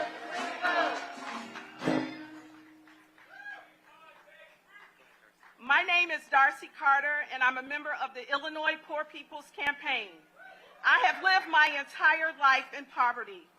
I've earned a bachelor's degree in my early 20s, but my life was interrupted by mental illness. Because of my challenges, I am one of the 135 million Americans who are poor and low-wage workers. For 30-plus years, with income from SSDI, SSI, and SNAP, I have struggled to live on less than $1,000 a month. Does that make me a welfare queen? No. What it makes me is a woman with an issue of poverty. We lose 800 people every day to poverty. I lost my father and one of my brothers to poverty. Poverty was not the cause of death on their death certificate, but I know and we know that poverty kills. Together, we will usher in a third Reconstruction and a moral agenda to save our democracy, and we will abolish poverty. We are the swing vote, and we will be heard. We are the swing vote, and we will determine every electoral contest in every state, in the Congress, in the White House. Forward together! We are the swing vote. Well, we got one more. A holler from the mountains of Appalachia in West Virginia. Hello, everybody. My name's Pam Garrison. I come from the third poorest state in the nation, West Virginia, and it's not the people's fault. I'm here today to tell Congress to stop the lying, stop the cheating, stop using the same old smoke and mirrors to keep us poor and struggling.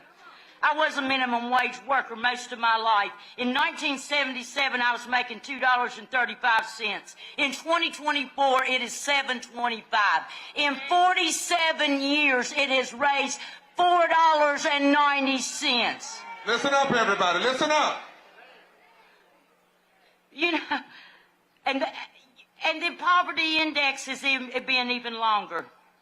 They ignore our cries for a living wage, but blame us for the inadequate policies that rob the poor and give to the richest. The veil was pulled back during COVID when a little $300 tax credit a month brought half of our kids out of poverty. Do you think they cared? What did they do? They dumped them right back in. Like they were trash. They didn't matter. Go ahead and be collateral damage and die. But they'd rather throw our kids back into the life of poverty. You deny us a fair living wage so we can pay our bills. And while you, at the same time, you're cutting the programs that alleviate some of the pain from the struggling without a living wage. COVID also showed us how many of us there really is essential workers. In West Virginia, there's 666,000 of us. We are the swing vote in this country, and I'm mad as hell. Our power together ran this country. We saved this country. Together, we can do it again. Yeah. Vote. Vote. Somebody say I'm mad as hell. But I ain't quitting. I'm gonna vote like heaven. We are the swing vote. And we will be heard. That's all of them? Yeah, give it up, give it a hand.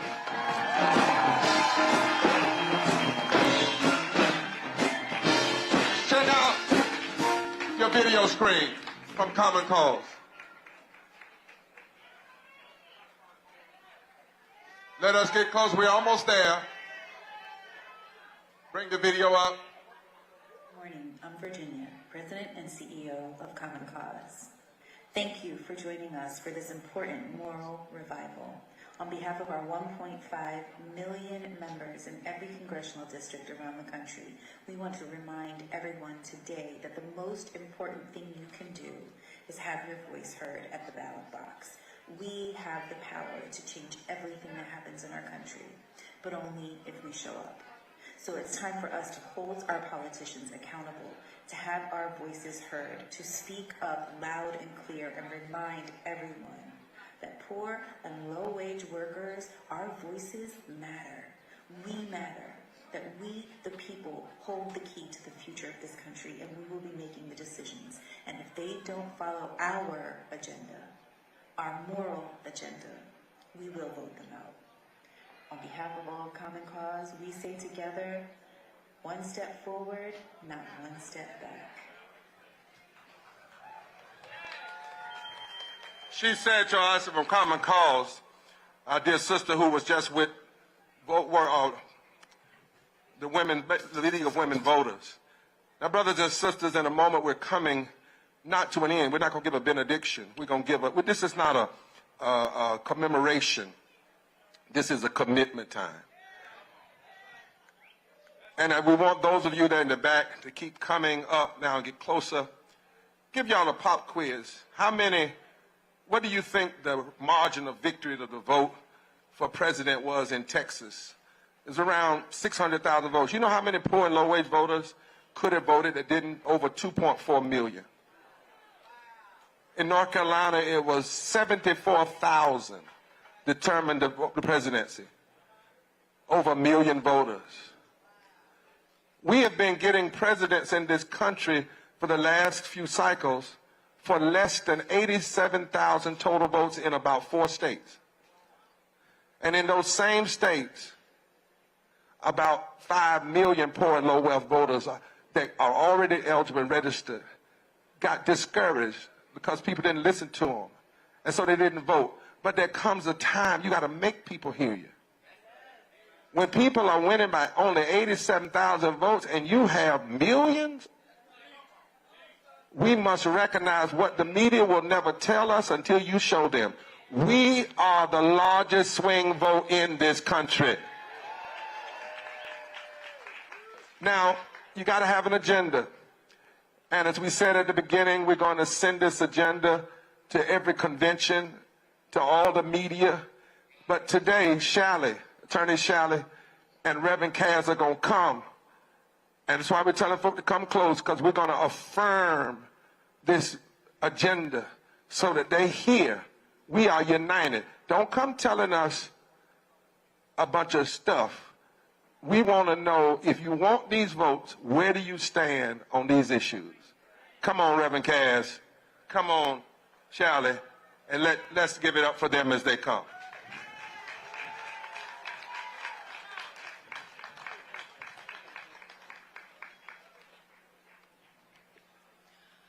We heard the powerful testimonies from around this country.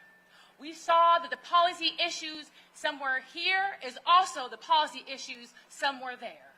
They cannot divide us by this state or that state. And we're here to talk about what those 17 policy demands are. These demands emerge, these actions, these 17 actions emerge from the demands of the poor, the 140 million poor and low-income people in this country who are working for too hard, for too little, for too long. And they are part of our call for a third Reconstruction agenda and resolution to end these injustices here and now. So call out with us if you are with this agenda. Are you ready? We are here to abolish poverty as the fourth leading cause of death. We are here for a living wage of at least $15 an hour. We are here to end voter suppression. We are here for full and expanded voting rights. We are here to guarantee workers' rights and labor rights. We are here for health care for all. We are here for housing for all. We are here for strong social welfare and safety net programs. We are here to end gun violence. We are here for fully protected women's rights.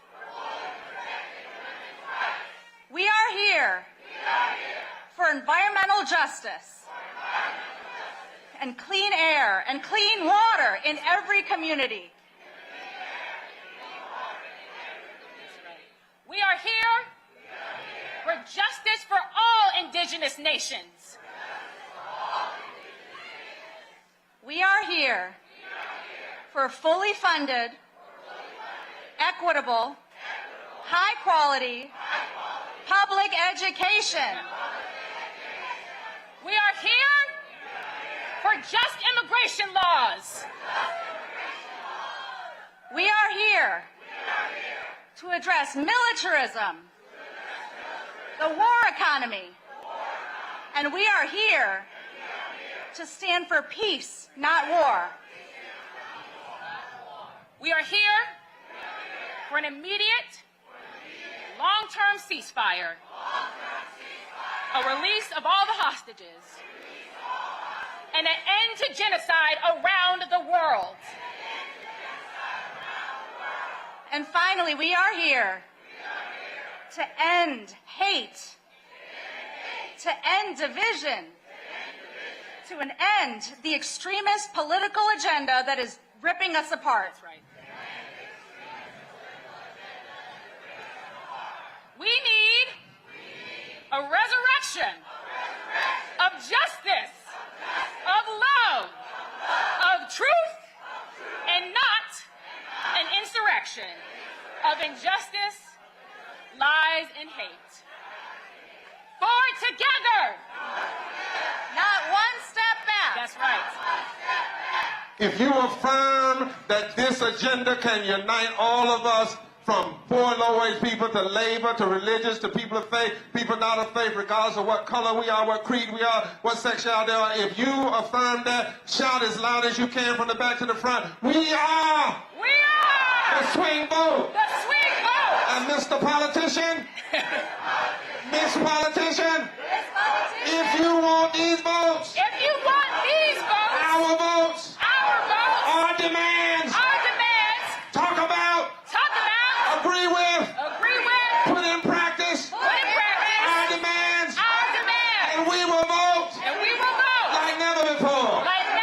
We are the swing vote. Thanks, Attorney Shally and Reverend Cad. Now, we have Attorney Caitlin Swain, who's a voting rights lawyer, and then we want to hear from a 95-year-old woman who fought and died fighting. They arrested her, and she would not stop. But first, from Forward Justice, our lawyers that help us, they are in the trenches fighting against these 1,000 voter laws. Voter suppression law. Forward together. Not one step back. This month marks 11 years without the full protections of the Voting Rights Act. When a decade ago, the Supreme Court ruled we no longer need protections against Jim Crow policies, it unleashed coordinated, intentional attacks on black, brown, and poor people across this country. Why? Because extremist politicians know that if we change the South, we will change this nation. This campaign is not fighting to save the democracy that we have today. We're fighting for a democracy that has yet to be. A multiracial, economically just democracy that will unlock policies reflective of the dreams of our people. We refuse to lower our expectations. A restored and expanded Voting Rights Act now. A new democracy, a new economy, a new governance that puts people and planet over profits and power. In that spirit, Forward Justice comes to you today representing dozens of leading legal and voting rights groups from across the nation who are standing with you arm in arm to support your project to register 15 million poor and low-wage voters across this nation.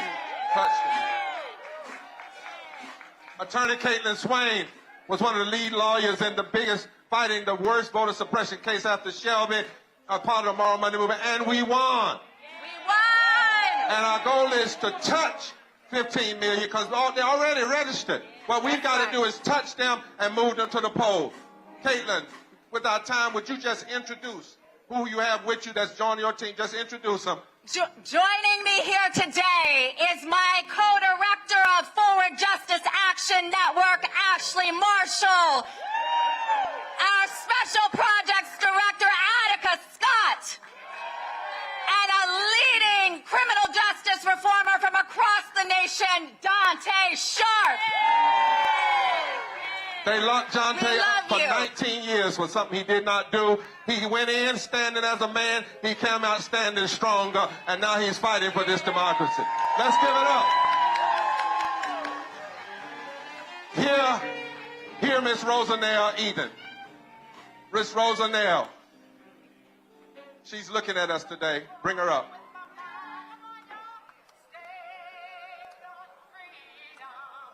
Now we need to commemorate, we need to motivate, and we need to educate for the good of the people.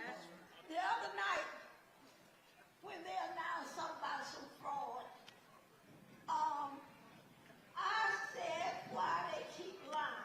Because, and I want to tell you what I got up there in the hot seat for, time after time, is that they were doing that to set us back. That's right. And we should get interested. Everybody, go home. Tell the people. You're on the street. Don't just go to the store to get groceries.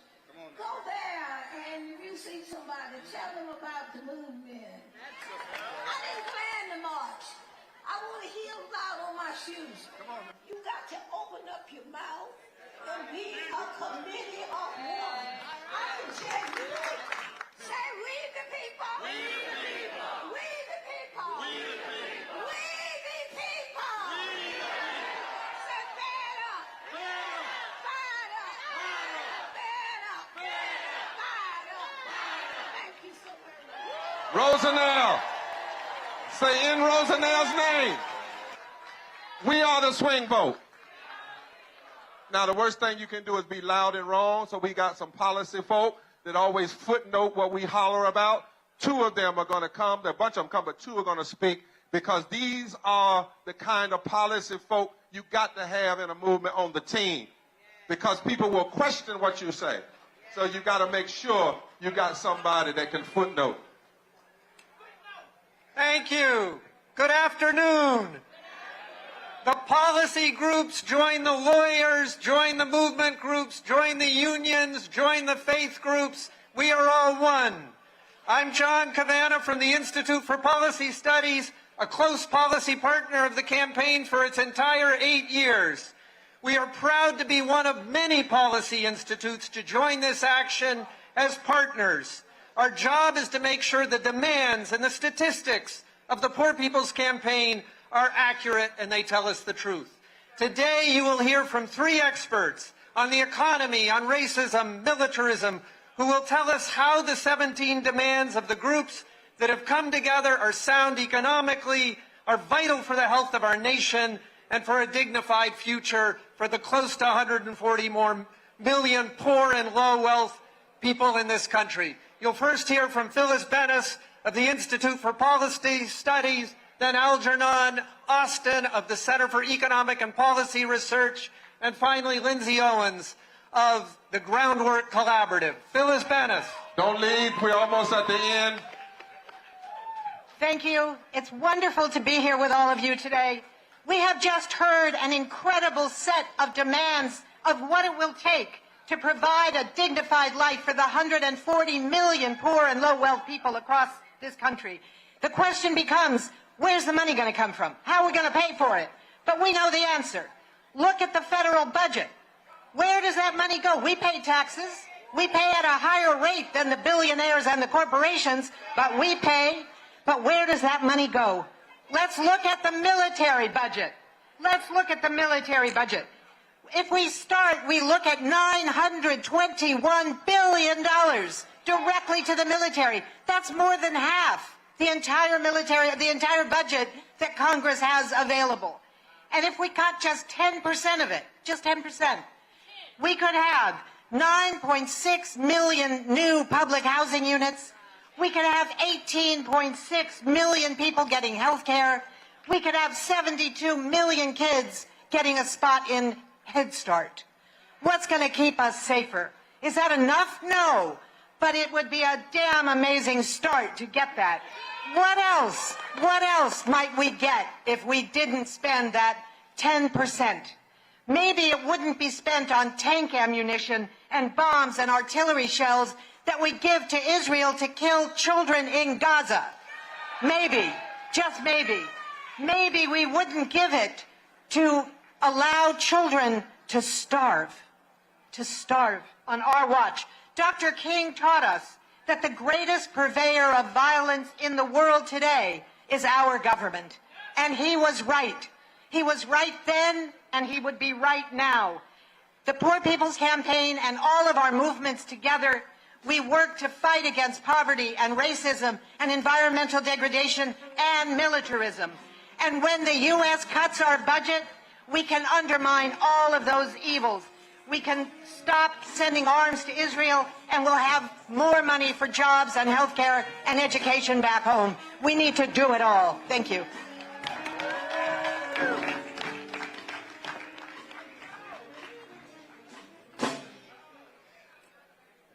Don't leave. Come on down. Come on down so we go. We're going to move quick. 1 minute. 1 minute. Come on, let's go quick.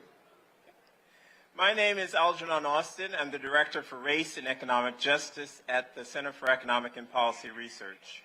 One of the best ways to reduce poverty and end low wages is to make sure that everyone who wants to work can have a good job at a living wage. But before I talk about low wages, I want to raise the problem of no wages, the situation of people who don't have jobs but want to work. Last month, there were 6.1 million people who were officially counted as unemployed. There were another 5.7 million who were unemployed, but because of technical reasons. Anything that's not approved by this campaign, put it down. We have our own over here that's coming out in a minute. Thank you. We're going to stay unified now. We're going to stay unified. We're not going to start that. We got our own casket over here. Thank you so much. Come on, sir.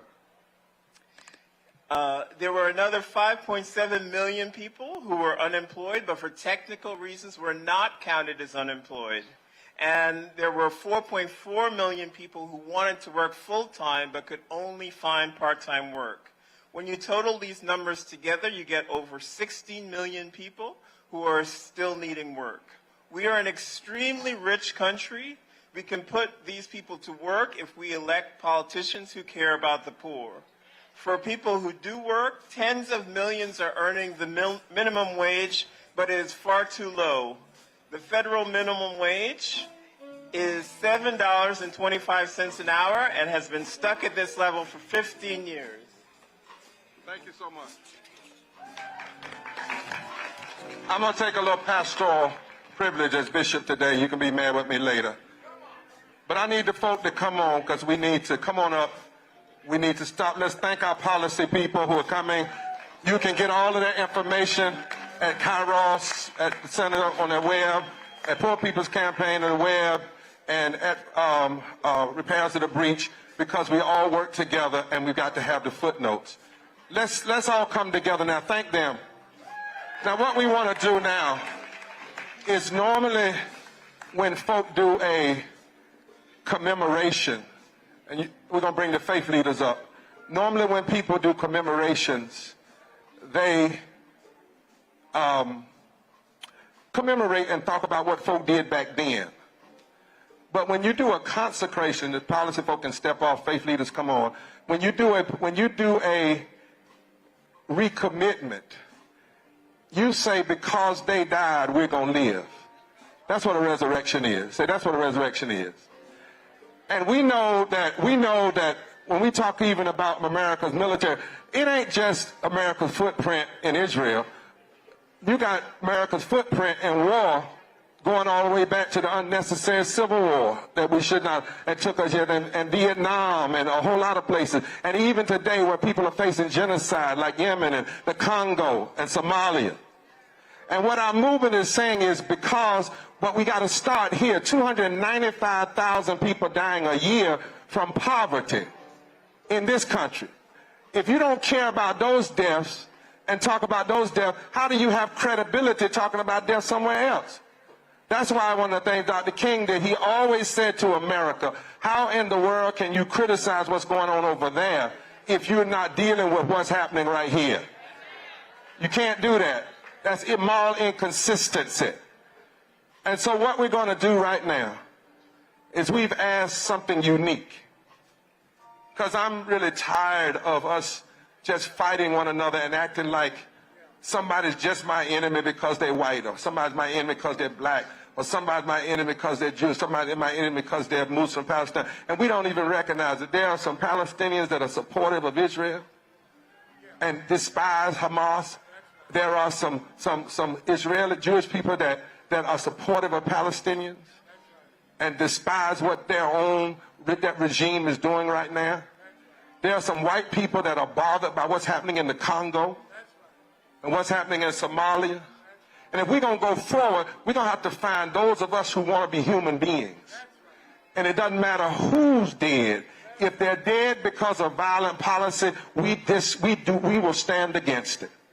So we've asked these clergy to come.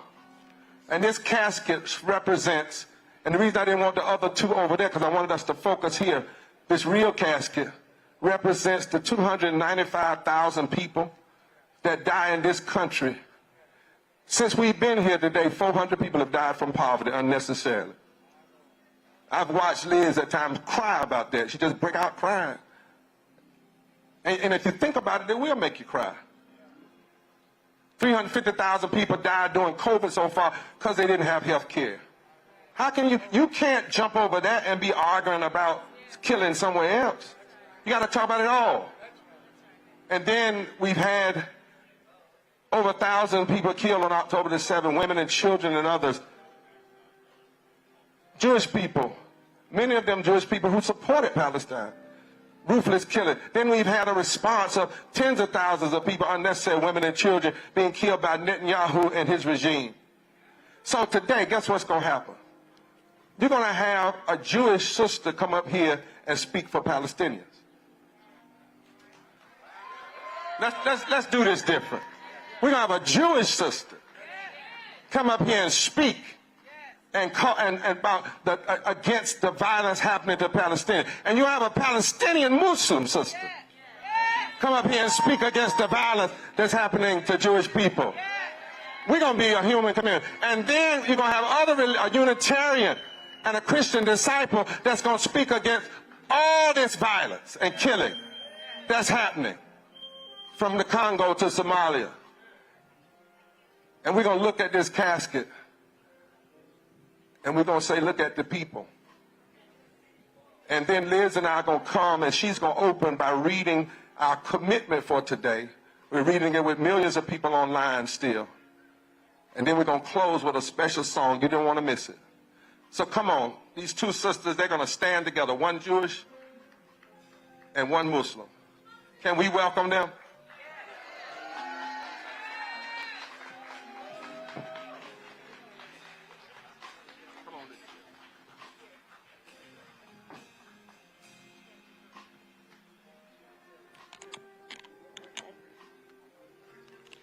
Shabbat Shalom. I'm Sheila Katz, CEO of National Council of Jewish Women. I'm Anila Ali, the CEO of American Muslim Multi-Faith Women's Empowerment Council. Salamu alaikum. We stand together, arm in arm, united for love, peace, and justice. Alhamdulillah, I am a Muslim and I know my religion strictly prohibits the killing of any non-combatants. The brutal killing of over 1,000 women, children, and families by Hamas in Israel on October 7th is an unspeakable tragedy. My heart is heavy as I mourn each precious life that was lost, and I extend my sympathy with the grieving families and communities. Every single life taken is an irreplaceable loss. I also mourn for every Palestinian civilian, including thousands of innocent children who have been killed since. Each person was precious, holy, and deserving of a life filled with peace and dignity. My heart aches for the immense loss and suffering endured by their families and communities. The value of each human life transcends all boundaries. In both Jewish and Muslim traditions, every life is precious and sacred. Judaism teaches us, B'Tselem Elohim, that we are all created in the image of the divine. Like Judaism and Christianity, Quran says you save a life, you've saved humanity. Islam, my religion, calls for the sanctity of every human life.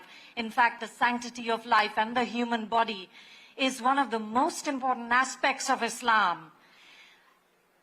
That's what completes our faith and makes us Muslim. Together, we want a negotiated agreement accepted by both Hamas and Israel's government to end this war, release the hostages, and increase humanitarian aid. Every second counts to save more lives. Amen. Release the hostages and let's build peace. Together, we mourn the impact of poverty across this country. Together, we commit to safety, equity, and justice for Palestinians, Israelis, and all people everywhere. Together, we dream for the children to thrive with their neighbors. May Allah grant us the day that we see more books than bombs in the hands of children. ليكون السلام والحب في قلوبنا. May peace and love be in our hearts. May we all soon know peace. Shalom. Salamu alaikum. Ameen ya Rabbul Alameen. We've already called for that, my brother. Let us listen. Let us honor these two women. Let's honor these two women. Let's honor these two sisters. Now let's hear the other clergy that are standing. I'm Alvin Jackson, pastor in the Christian Church Disciples of Christ. We are called to love one another and seek justice for all.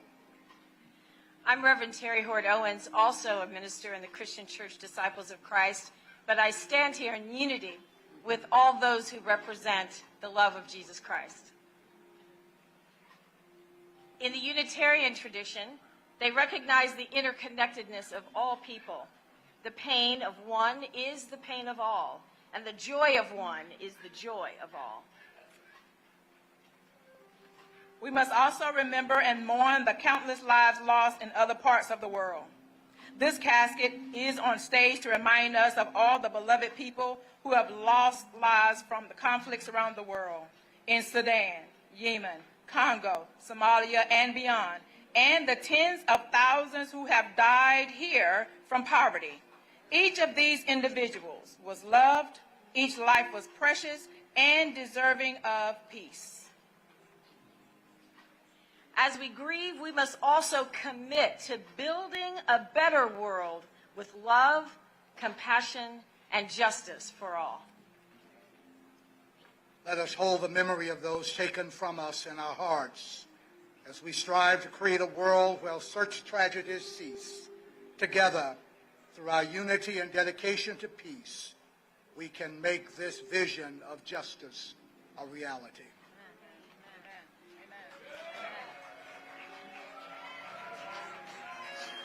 Who today in this crowd has lost somebody unnecessarily from poverty or from lack of health care? Will you remember them now and commit yourself in their name, their memory? Who in this crowd will stand and remember the children and women killed in Gaza? Who will remember the children and women killed in Israel? Who will remember the millions genocide in Somalia and Yemen and the Congo?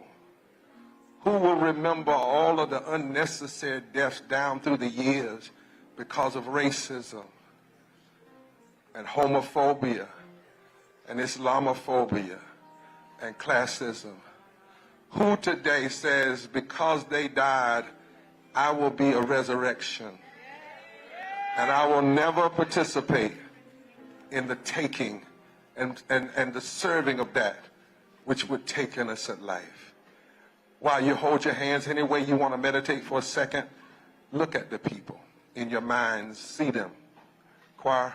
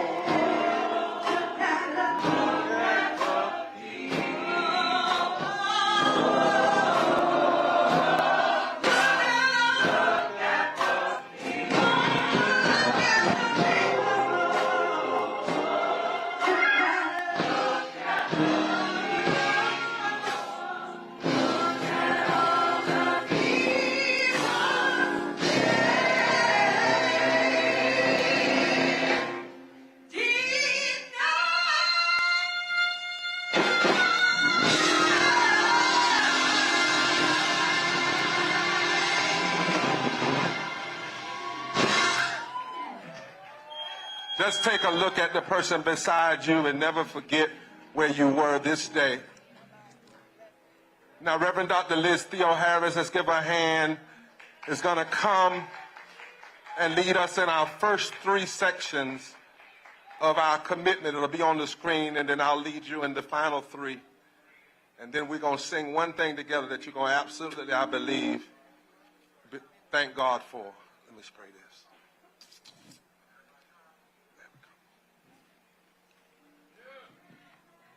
As members of the June 29th, 2004 Poor People and Low-Wage Workers Mass Assembly and Moral March on Washington and to the polls, we pledge to break the silence about poverty, the 4th leading cause of death in America. We are the swing vote. We commit to mobilize and touch 15 million poor and low-wage workers to tell them they have the power to rise and reconstruct our government. We are the swing vote. We refuse the cynical approach of those who embrace systemic racism, systemic poverty, environmental devastation, the denial of health care, the war economy, and the distorted, immoral vision of religious nationalism. We are the swing vote. We are not a violent insurrection responding to the prompts of greedy extremists. We are a nonviolent resurrection of the promise of a government of the people, by the people, and for the people. We are a swing vote, and we will vote. Somebody say by the people, and for the people. I want to ask you on these last 3, we're not going to do the full 17 agenda again, but I want to ask you to repeat these after me. If you're going to help us touch these 15 million, the formula is easy. We need 200 people in 35 states that'll touch 45 people a day for 6 weeks, 6 days a week. That's over 15 million. It's not a heavy lift. And the technology, we got more technology. You know, Harriet Tubman didn't have email. She didn't have Twitter. She didn't have talk, whatever. None of that. She had a made-up mind, moss on the north side of the tree, a North Star in the sky, and she got 700 people out of slavery. We can never allow our foreparents to do more with less, and we do less with more. So all over, stand up now, wherever you are under the trees. We recognize people that could not stay in the street. We knew that, but there were tens of thousands here across here and millions online.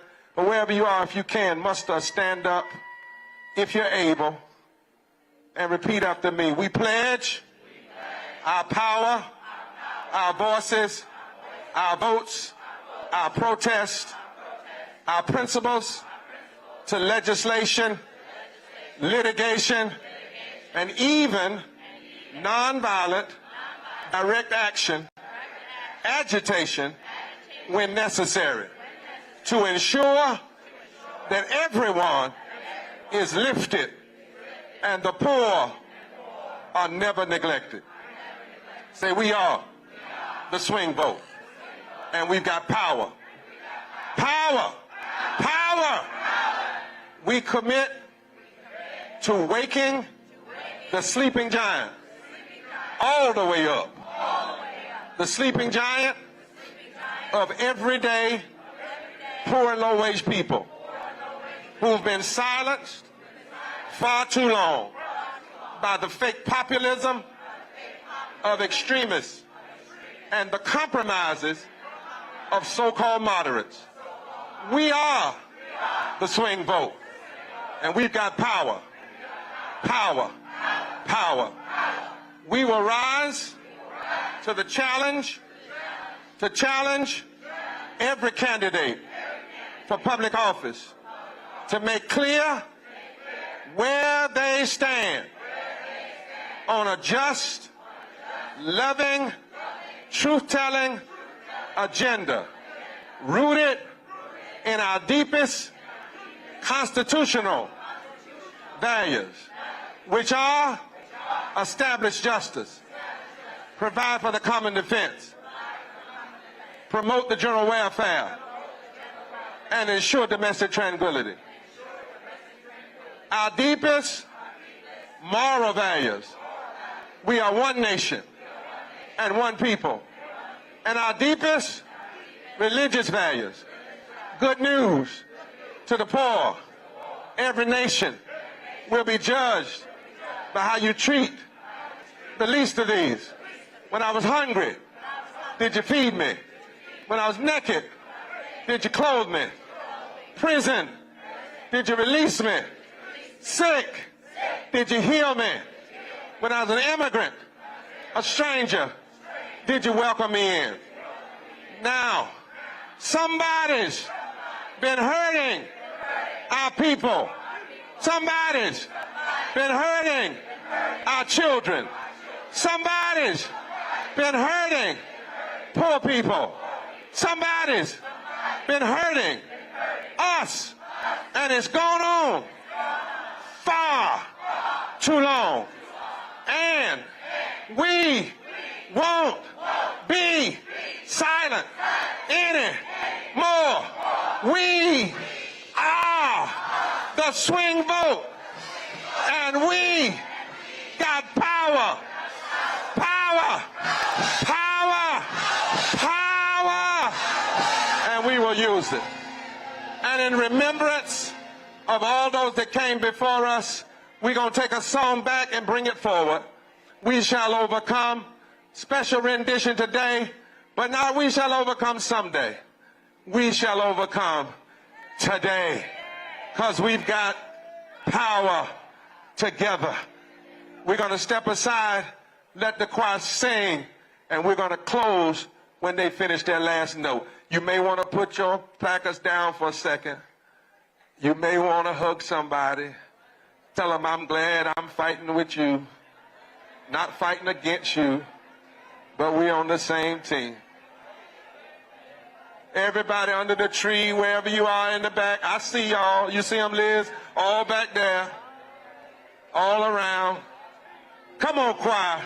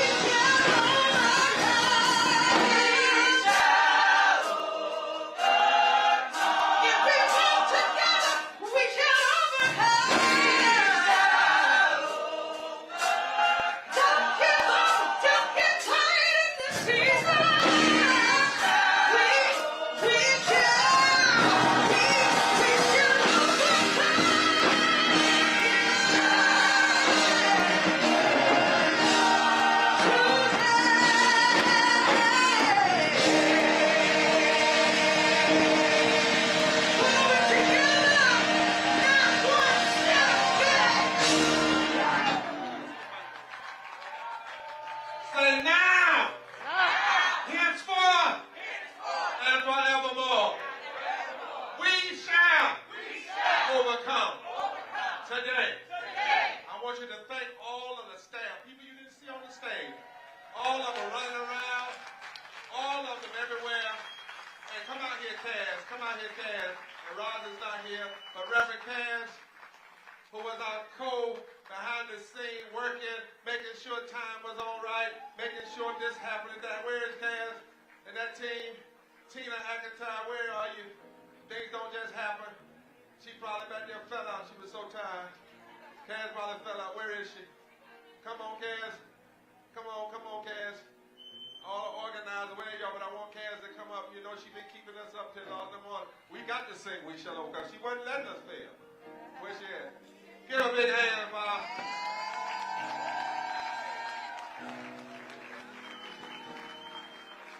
Don't you ever forget where you were today.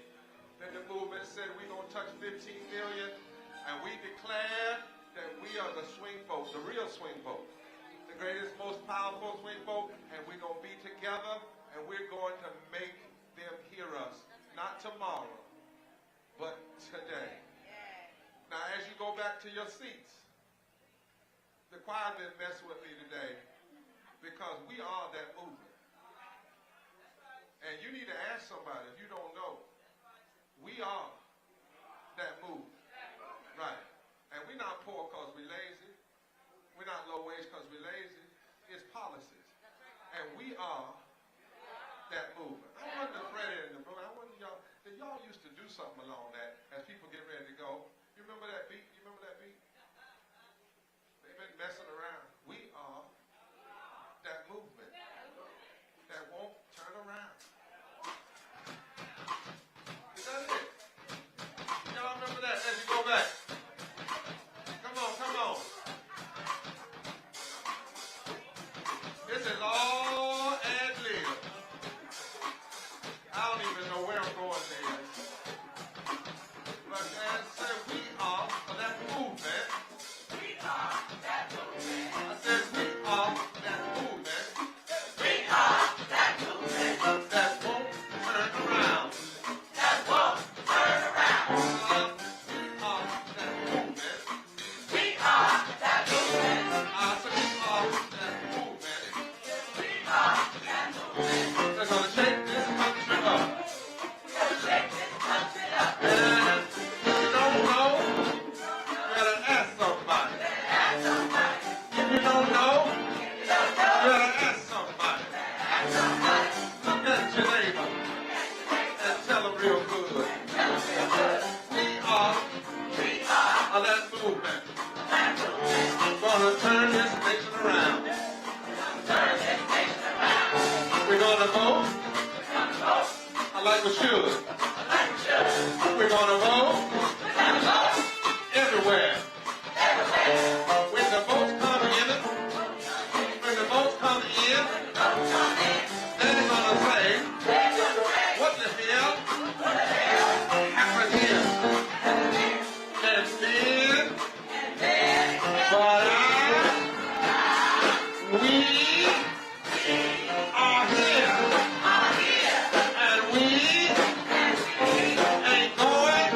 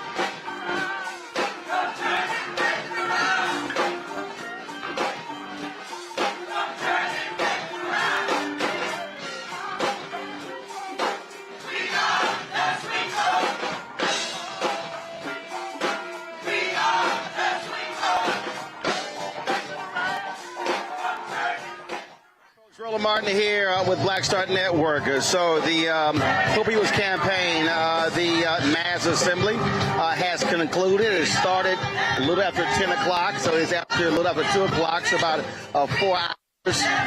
And so, so the crowds are thinning out here because they were moving towards the trees there. So you've had several thousand people who were here because of the extreme heat. You did packed all along here.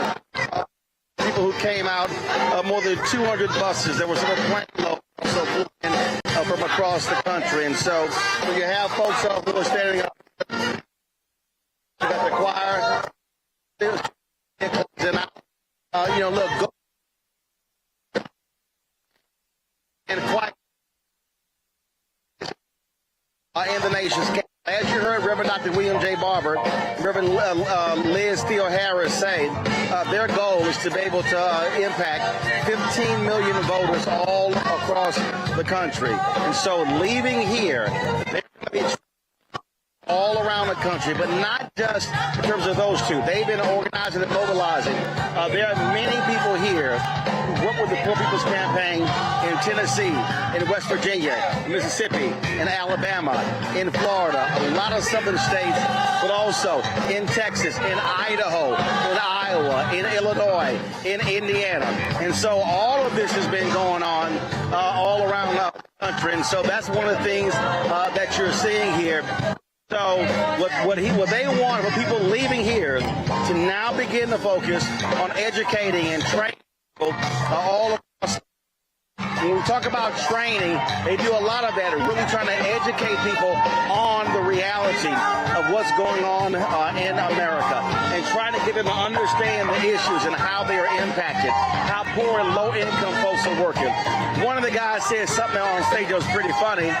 He asked his mother, he said, "Mama, we're middle class." She says, "No, we're upper poor." And the reality is, what we are seeing in this country, we are seeing a lot of people who understand the need to close the wealth gap. When you have the richest people in this country owning majority of the wealth gap has widened in America over the last 2 decades and has gotten worse. And so this effort here is about closing that particular gap. And so we've been focused on this issue, having folks here on our show really being educated, and that's really what this whole thing is all about. And so that's what's going on. So here's the deal. So I'm going to go back. So Reverend Williams, so we're going to go backstage and interview Reverend William Barber. So at least go ahead and go back to the stage with the choir. Then I'm going to go interview Reverend William Barber behind stage.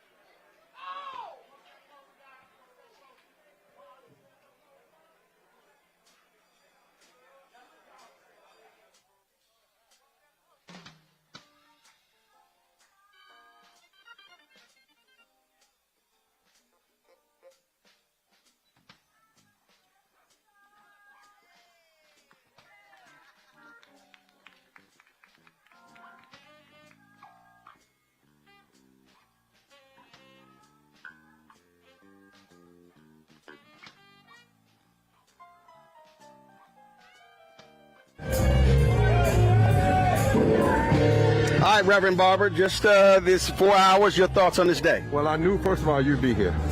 And I think it's something that we had some 200 plus buses. They say millions online. We cross-posted to 60 different sites. And you see the energy out here. You know, it's hard to get people to believe. So you got to start where you start. But to have thousands of people come to D.C., stay 4 hours, commit. You heard we made a commitment. And this is not a joke. We got a plan. And I can tell you that we already have 4,700 activists signed up. We're only 2,200 away from the 7,000 that we need. And we're going to get those to the camera. We're going to get those, and we're going to add those to the group, right? And a lot of them are going to come out of the day.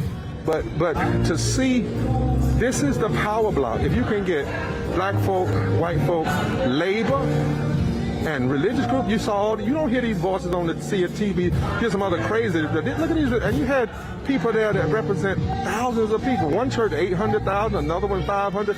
The National Council of Churches, 100,000 congregation. We hold this together and we work. We got to work it now. This is the beginning. We got to work it. It could be something that they won't know it happened until election day. Well, and one of the points, I mean, listen, we are there. There was no media here. And so what happens is they always talking about the process, but never talking about the people who are impacted. Yeah, if we were out here tearing stuff up, we'd be here. Now, C-SPAN said they were going to run it again, but we knew you'd be here. We knew that there were 3 radio stations here. That's why we had our own media. But the shamefulness, we're taping. We're live. Yeah. We're live. But the shamefulness is that if we were out here breaking windows, you know, we had as many people out here that they had on January 6th, but we weren't tearing stuff up. What we're talking about tearing down is injustice. And you look at this, they're talking about coming together. We had a Muslim and a Palestinian and a Jewish folk on the same stage. The Jewish person talking up for the Palestinian. Where have you seen that? You know, so all I know to do is do what God says, be faithful and keep on, because I know that even when other folk, welfare right workers, Martin, people didn't recognize what they were doing sometimes after the fact. But you know what we're doing, and we're going to keep on, and we're going to move these votes, and we're going to do it. But I tell you what, whatever party then, y'all hear me well, don't make folk out to be a liar, because if you don't speak to these folks' issues, we can call them all day long. They're not going to move. That's the number one reason poor, low-wealth folk are not voting. When they do vote, they tend to vote progressive. The numbers bear it out. But they don't, because nobody talks about the kitchen table issue. Not about what you've done or what you tried to do, but what you're going to do if you get the reins of power. That's right. And my 92-year-old mama's here, and she sang and said it was all right. Oh, I saw her. So that's good. I'm good. Yes, sir. I appreciate it. I appreciate it. Good to see you, darling. Absolutely. Good seeing you. All right. All right, folks. So that's Reverend Dr. William J. Barber. He's headed out, and so we're going to do this here. Let's toss it back to the choir on the stage. Now make my way back over to our main area.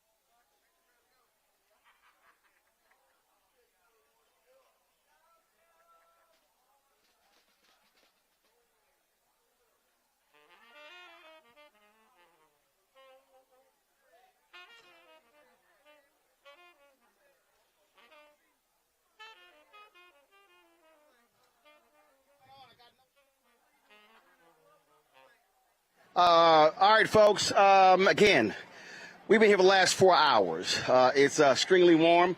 There's a little breeze out here. The folks are making their way out of here. Again, a very, very warm day. A lot of people have come from all across the country. We've talked to people here from Detroit, from Louisiana, Memphis, folks from Charlotte, obviously D.C., Maryland, Virginia, all across the country. And so one of the things that we talk a lot about on my show, Reverend Barber talked about, is something that we need to have to remember. That is, you have to organize and mobilize. So it is June 29th. A lot of people are talking about the debate, the performances. The reality is that was one debate, one night.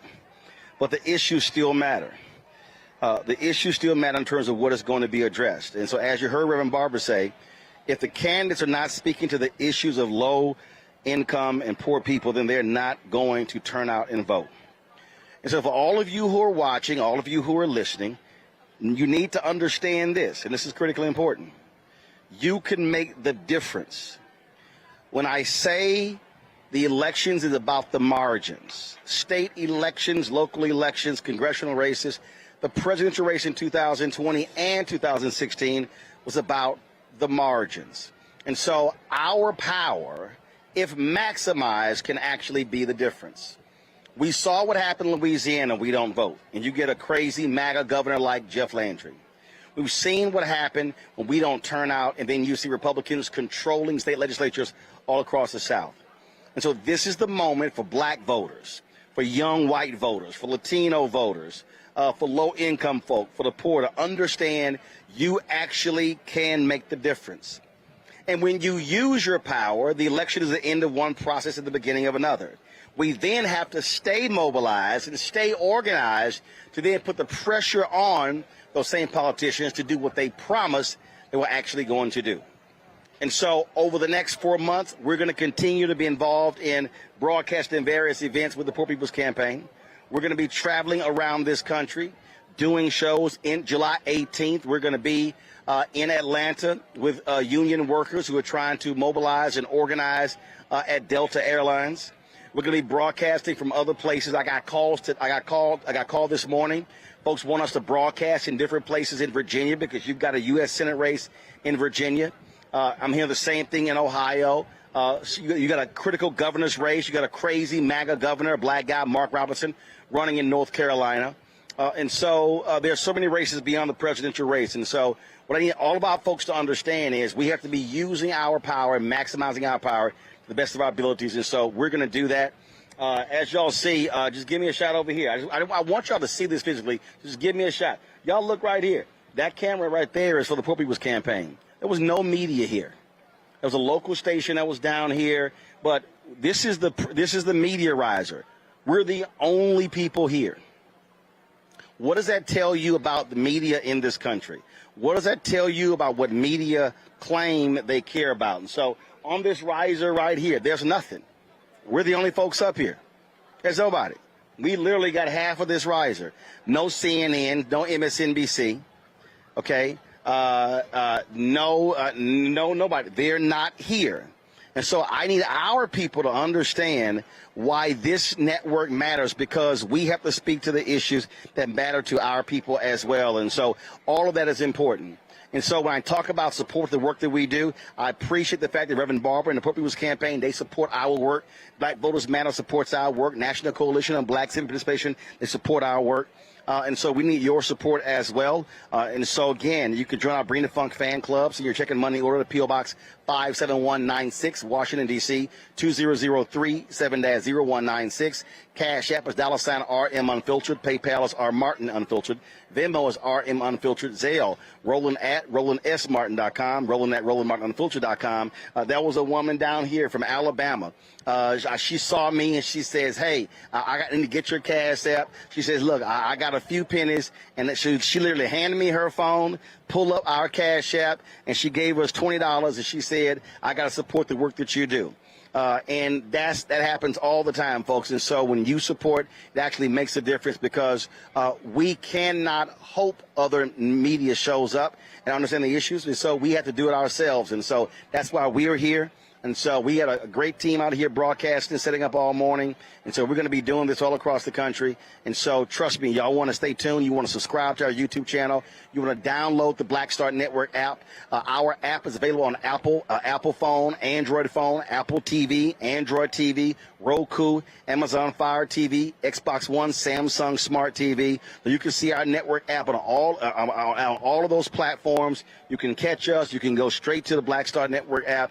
And trust me, we are going to continue to cover the stories that matter to us and our people. And so, again, for everyone here at the Black Star Network, we appreciate all of you for watching, for listening, for this second annual Poor People's Campaign mass assembly here in the nation's capital.